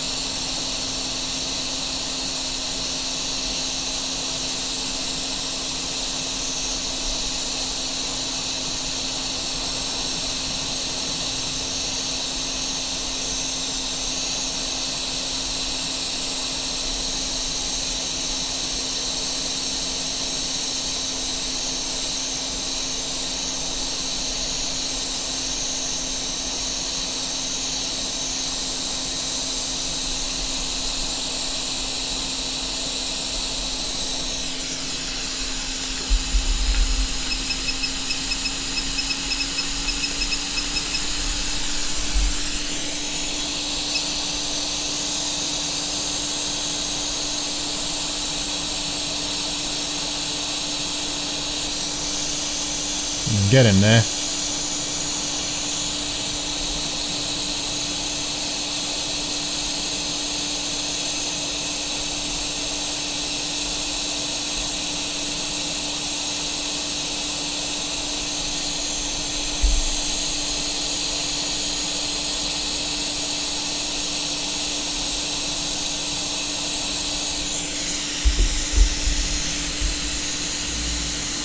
AliExpress, pal. Got them on AliExpress. Ow, I'm burning myself. Get some flux on this, it doesn't want to go.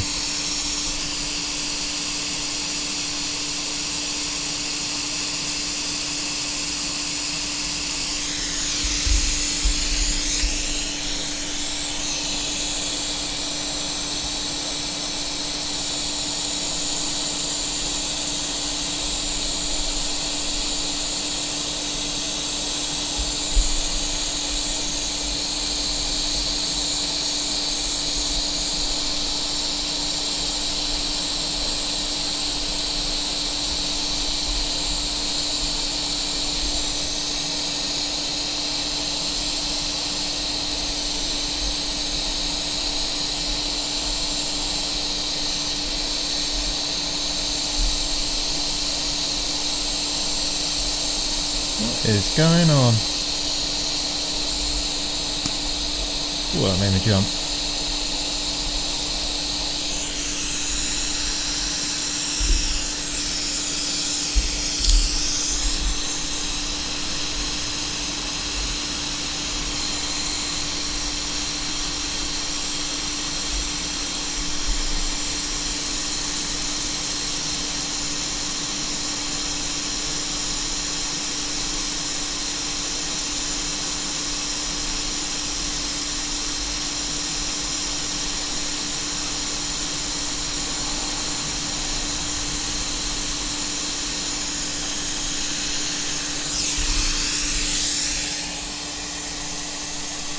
Yeah, at least I didn't pull any pads. That had me nervous.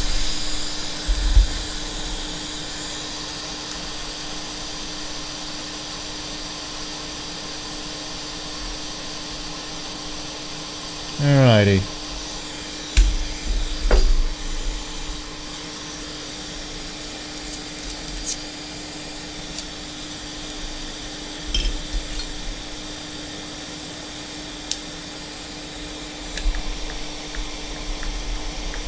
Come on.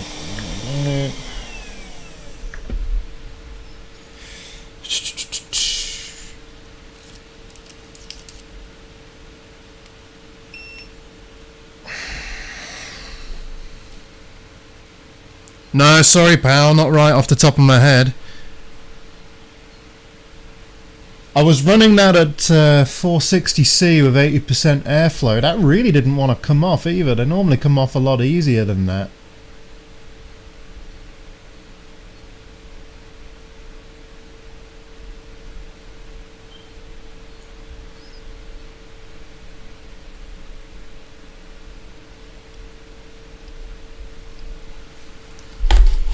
I was a little surprised by that one. It felt like I was pulling on it harder than I should have been as well. I've never really had that running at that temperature either.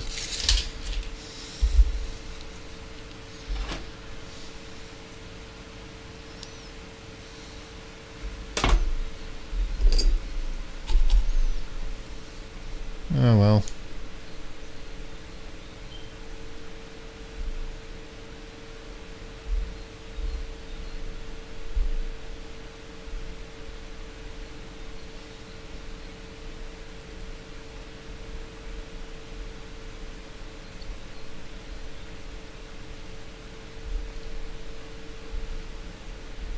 Might need a bigger bit for this. Not to worry. Grab one in a minute.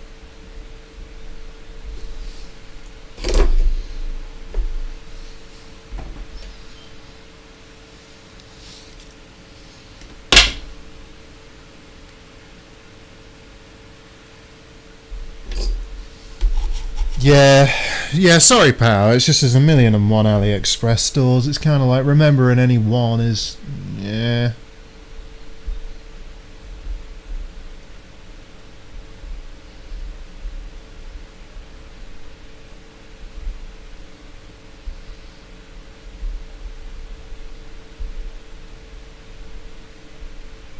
Let's get a bigger bit to clear out those last two holes, shall we?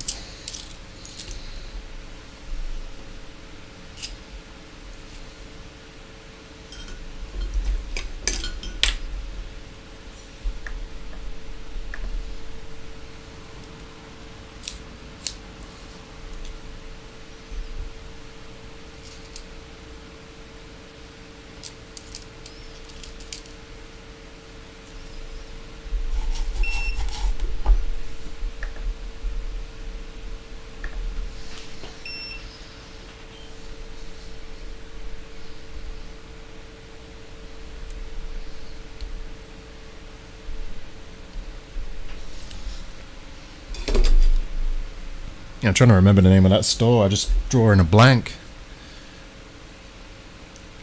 I use Mechanic brand leaded solder 6030, and I usually use either, what is it? I'm either using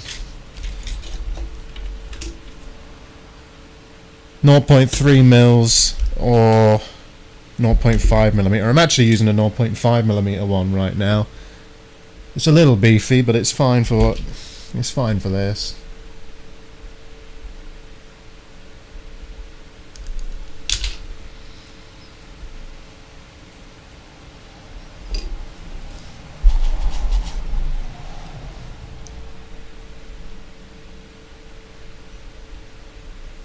Yeah, to be fair, it's a cheap and cheerful solder, but it definitely does the job. It's really not bad for the money.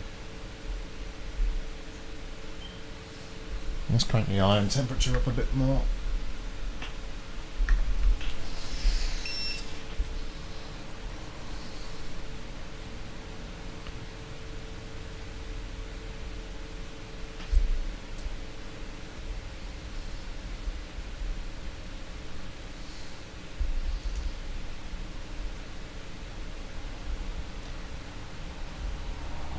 It does not want to go, does it?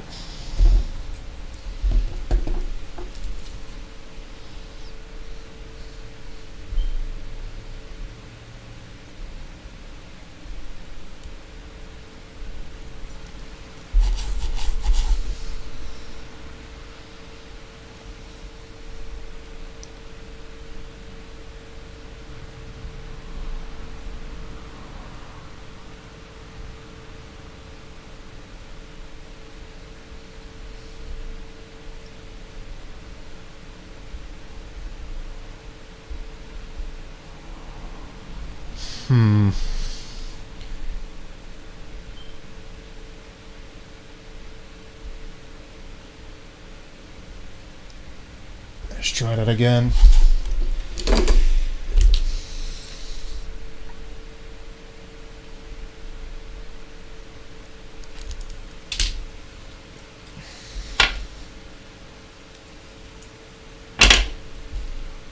Yeah, no worries. No worries. Dad will fix it. Hopefully it does you well if you pick some up. It's pretty cheap, Mechanic.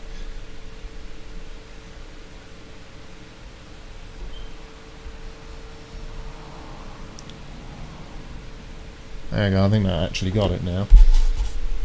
Let's poke my tweezers in there to be sure. No, it didn't.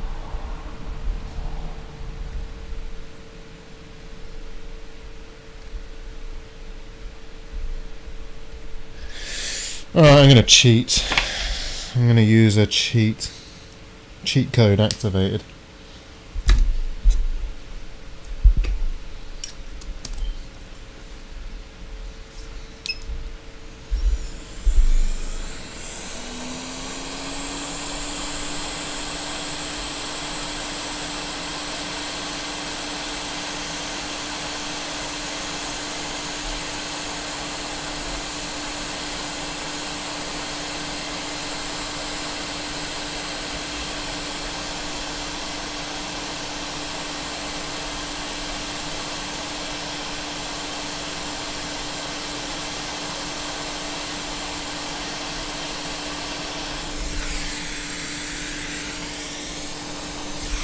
Good, that'll do.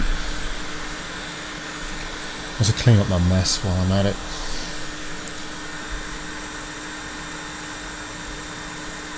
I use RMA 218.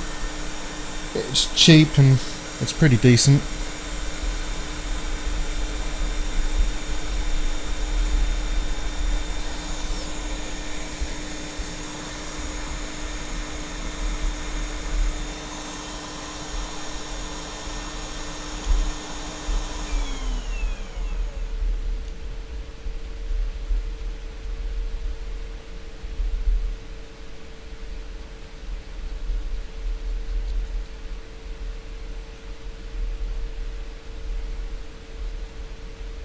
Alrighty.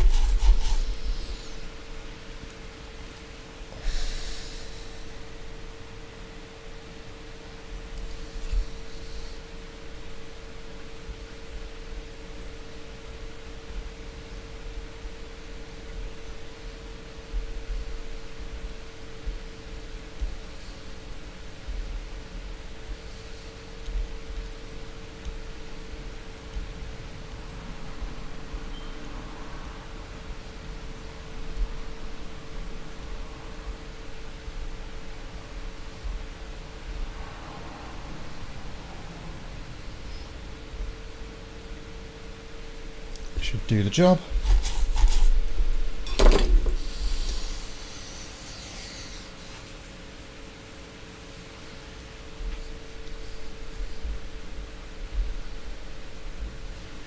Yeah, I think that looks okay.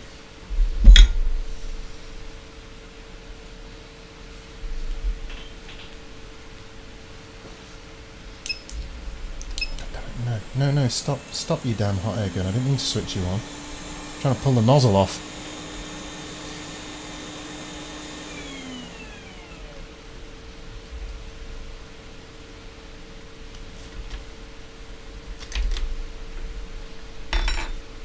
There we go.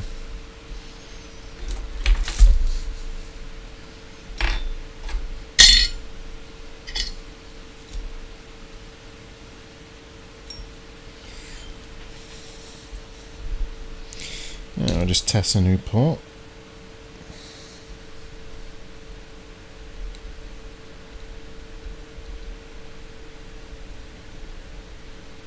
Yeah, that'll be fine.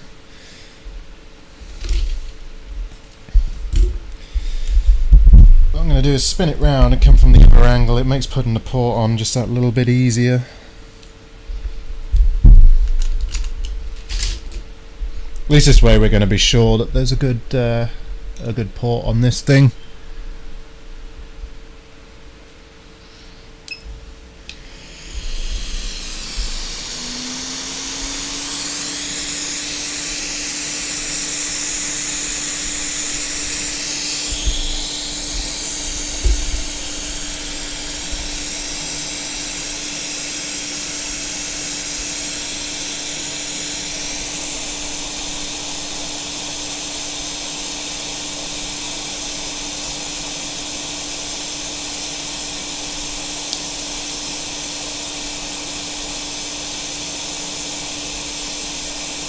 Get a good bit of heat in the board.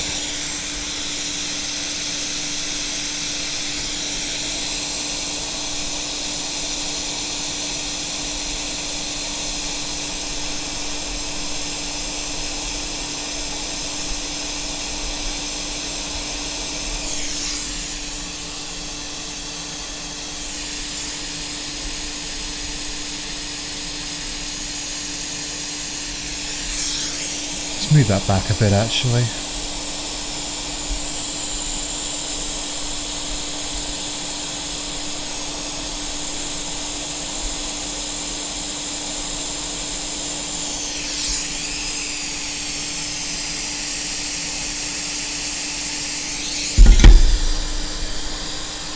And I think that's probably done it.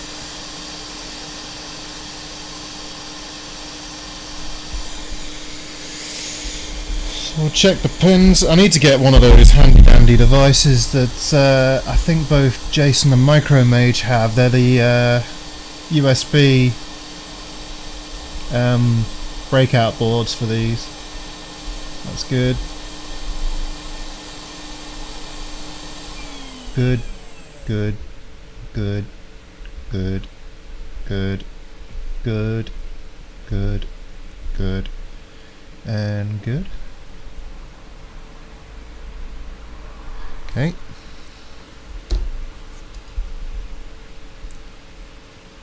Hi Technic, welcome. Welcome. Welcome to the party. Oh man, my PCB board holder's gotten a good bit of heat into it. Dang.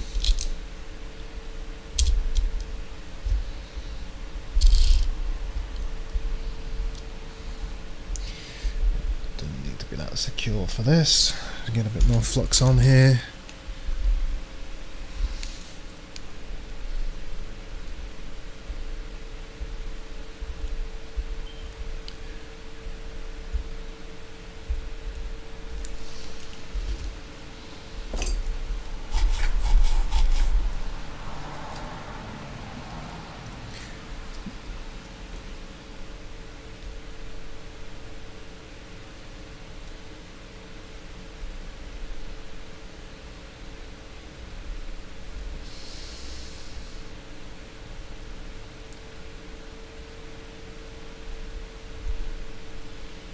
Oop.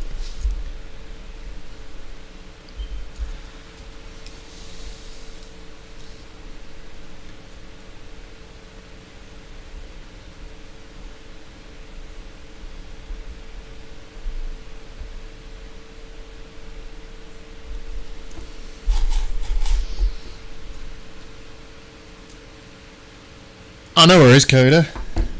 Mr. Phil. No worries. I'm actually very close to done anyway. What time are we on? Yeah, I'm probably going to be done in the next sort of 10 minutes. 10, 15 minutes tops. There we go. But welcome, good sir. Welcome.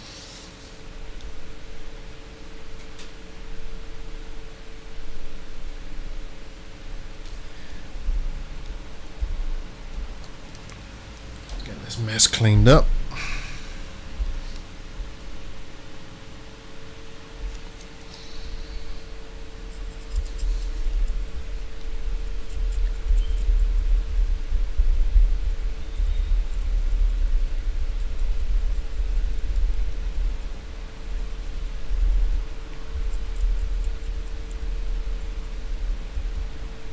Now I wonder.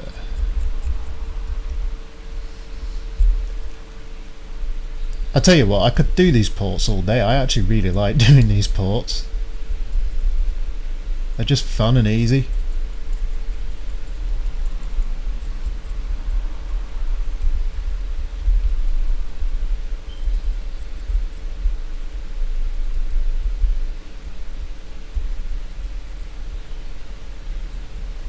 Hey Phil, look at that. Better than factory.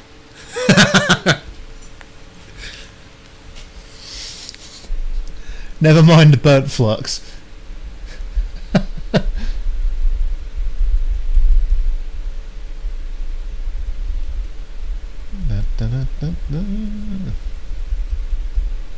tell you what, I do love this board holder though, this T26 board holder, it's really nice.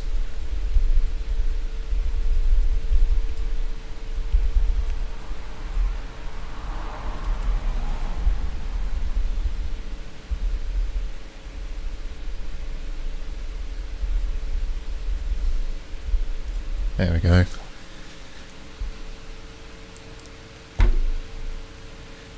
So let's see what's going on in chat. PS5 live stream tomorrow. Ooh, very cool, very cool. A live case, no display after port change. Two PS5 consoles. What it?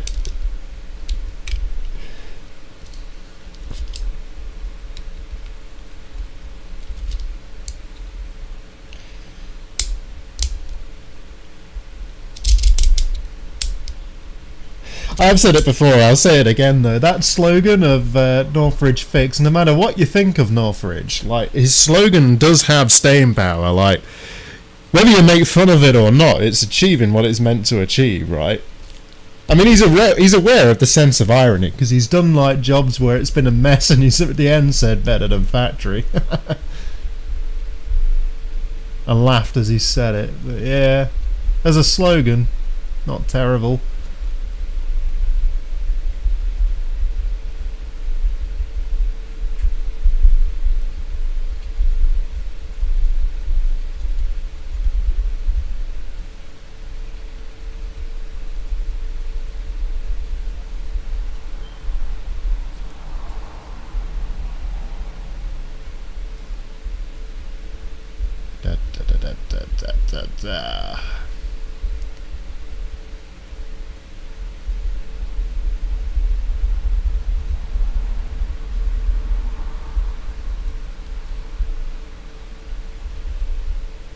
That's interesting. I just tried an experiment, by the way. I actually just used unleaded solder, and it actually seemed pretty decent.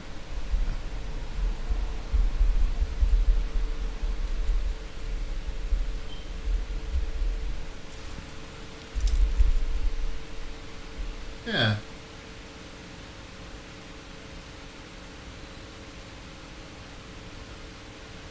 You sound funny on 1.5 times, by the way. I just sound funny anyway, Phil. I mean, you know, I am from Leicester. Alright, me duck.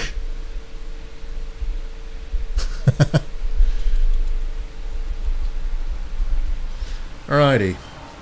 I think I am happy with that.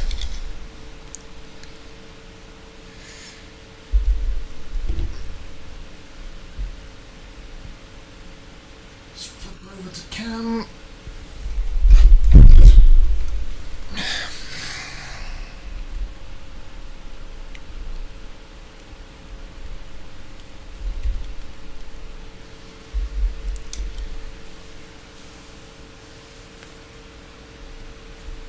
Low melt unleaded solder. It's good for getting them off, but I wouldn't really use low melt unleaded for the actual port. For the actual soldering. I mean, it's fine for desoldering with, but I don't know. I'm being biased. I guess we just want to get this together enough to show it working, don't we? Actually. Yeah, we'll get it together enough.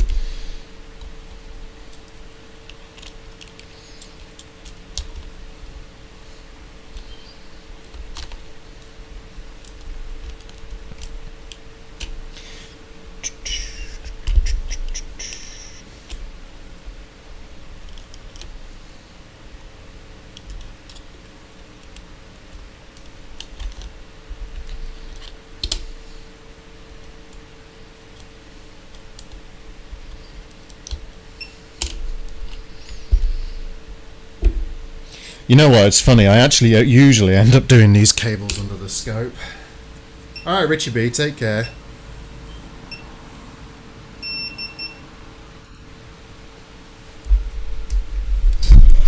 I don't have the best eyes.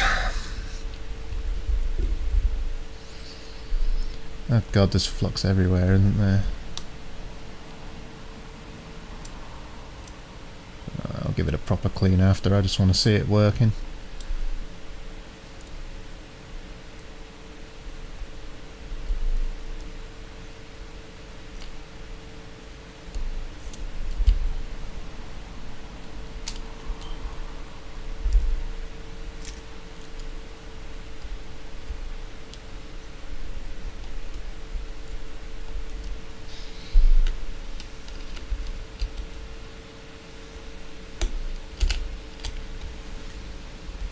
You know what? I always hate plugging in this touchscreen cart slot module. I hate it. Is that even right? It feels right. It looks off. Okay.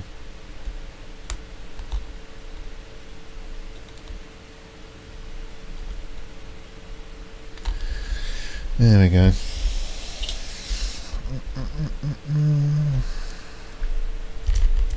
Oops.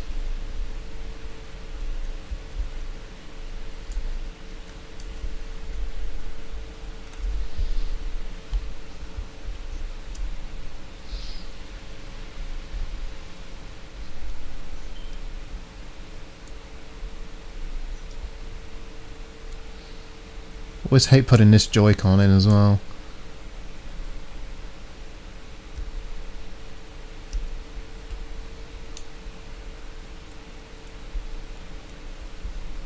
Yep, this board is definitely better than factory. Look at it. Amazing.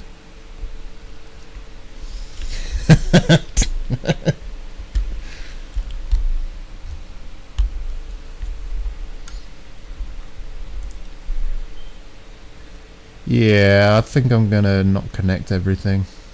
We'll just see if it powers on. I'll stick this Joy-Con in as well. Why not?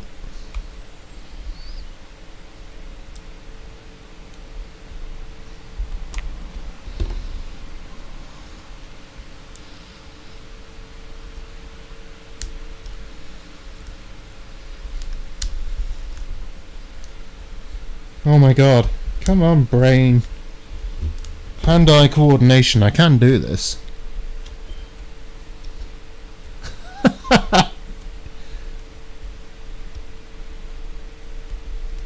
There we are.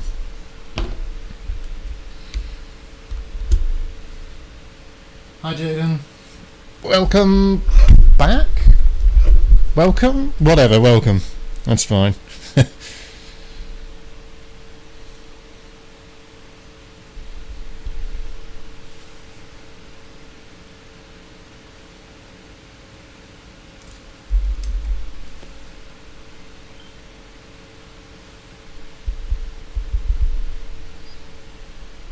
Cool. Nice.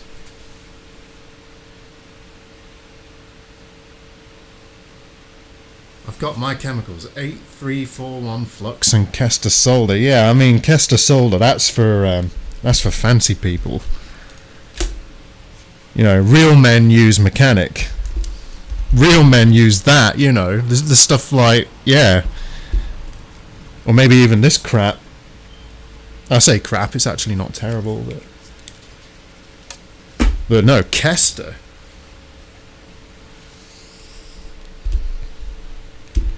I mean, I own like 1 mg chemicals thing like this, and it's rubbish. I'd rather use the RMA 218.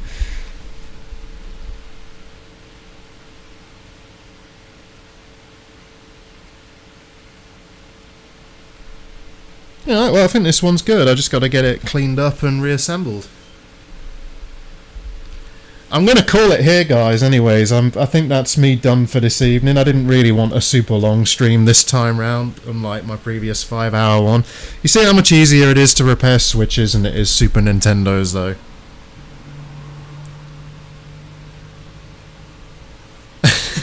Phil's not showing off. He's just pleased. I mean, it was really nice of Cam to do that for him as well. Because that Kester is genuinely like super pricey stuff. You're looking at about, what, 30 quid a roll? It's not cheap. But it is considered to be sort of best of the best, so, you know, there is that. But yeah, there we go, guys. We've got one fix at least, so... Yeah, the Switch isn't like a PC, the cat man. A PC will freak out because it's detecting the CPU fan. A Switch just doesn't care. I mean, yeah. Technically, you'd think it would, wouldn't you? You'd think it would like freak out, but nope. Nope.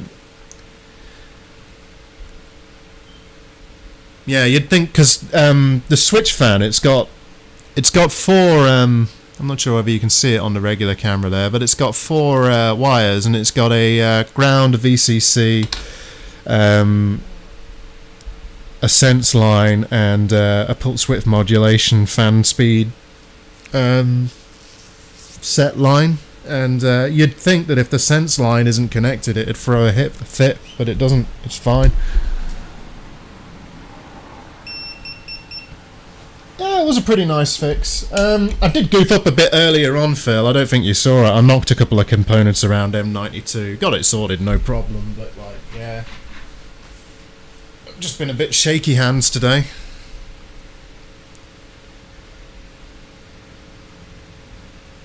Ah, okay, interesting. Because, as I say, Phil, most fans, including these ones actually, Delta fan, if you look up the specs, you'll see it has a sense line and a PWM speed select line, as well as VCC and ground, and the Switch should be aware of that.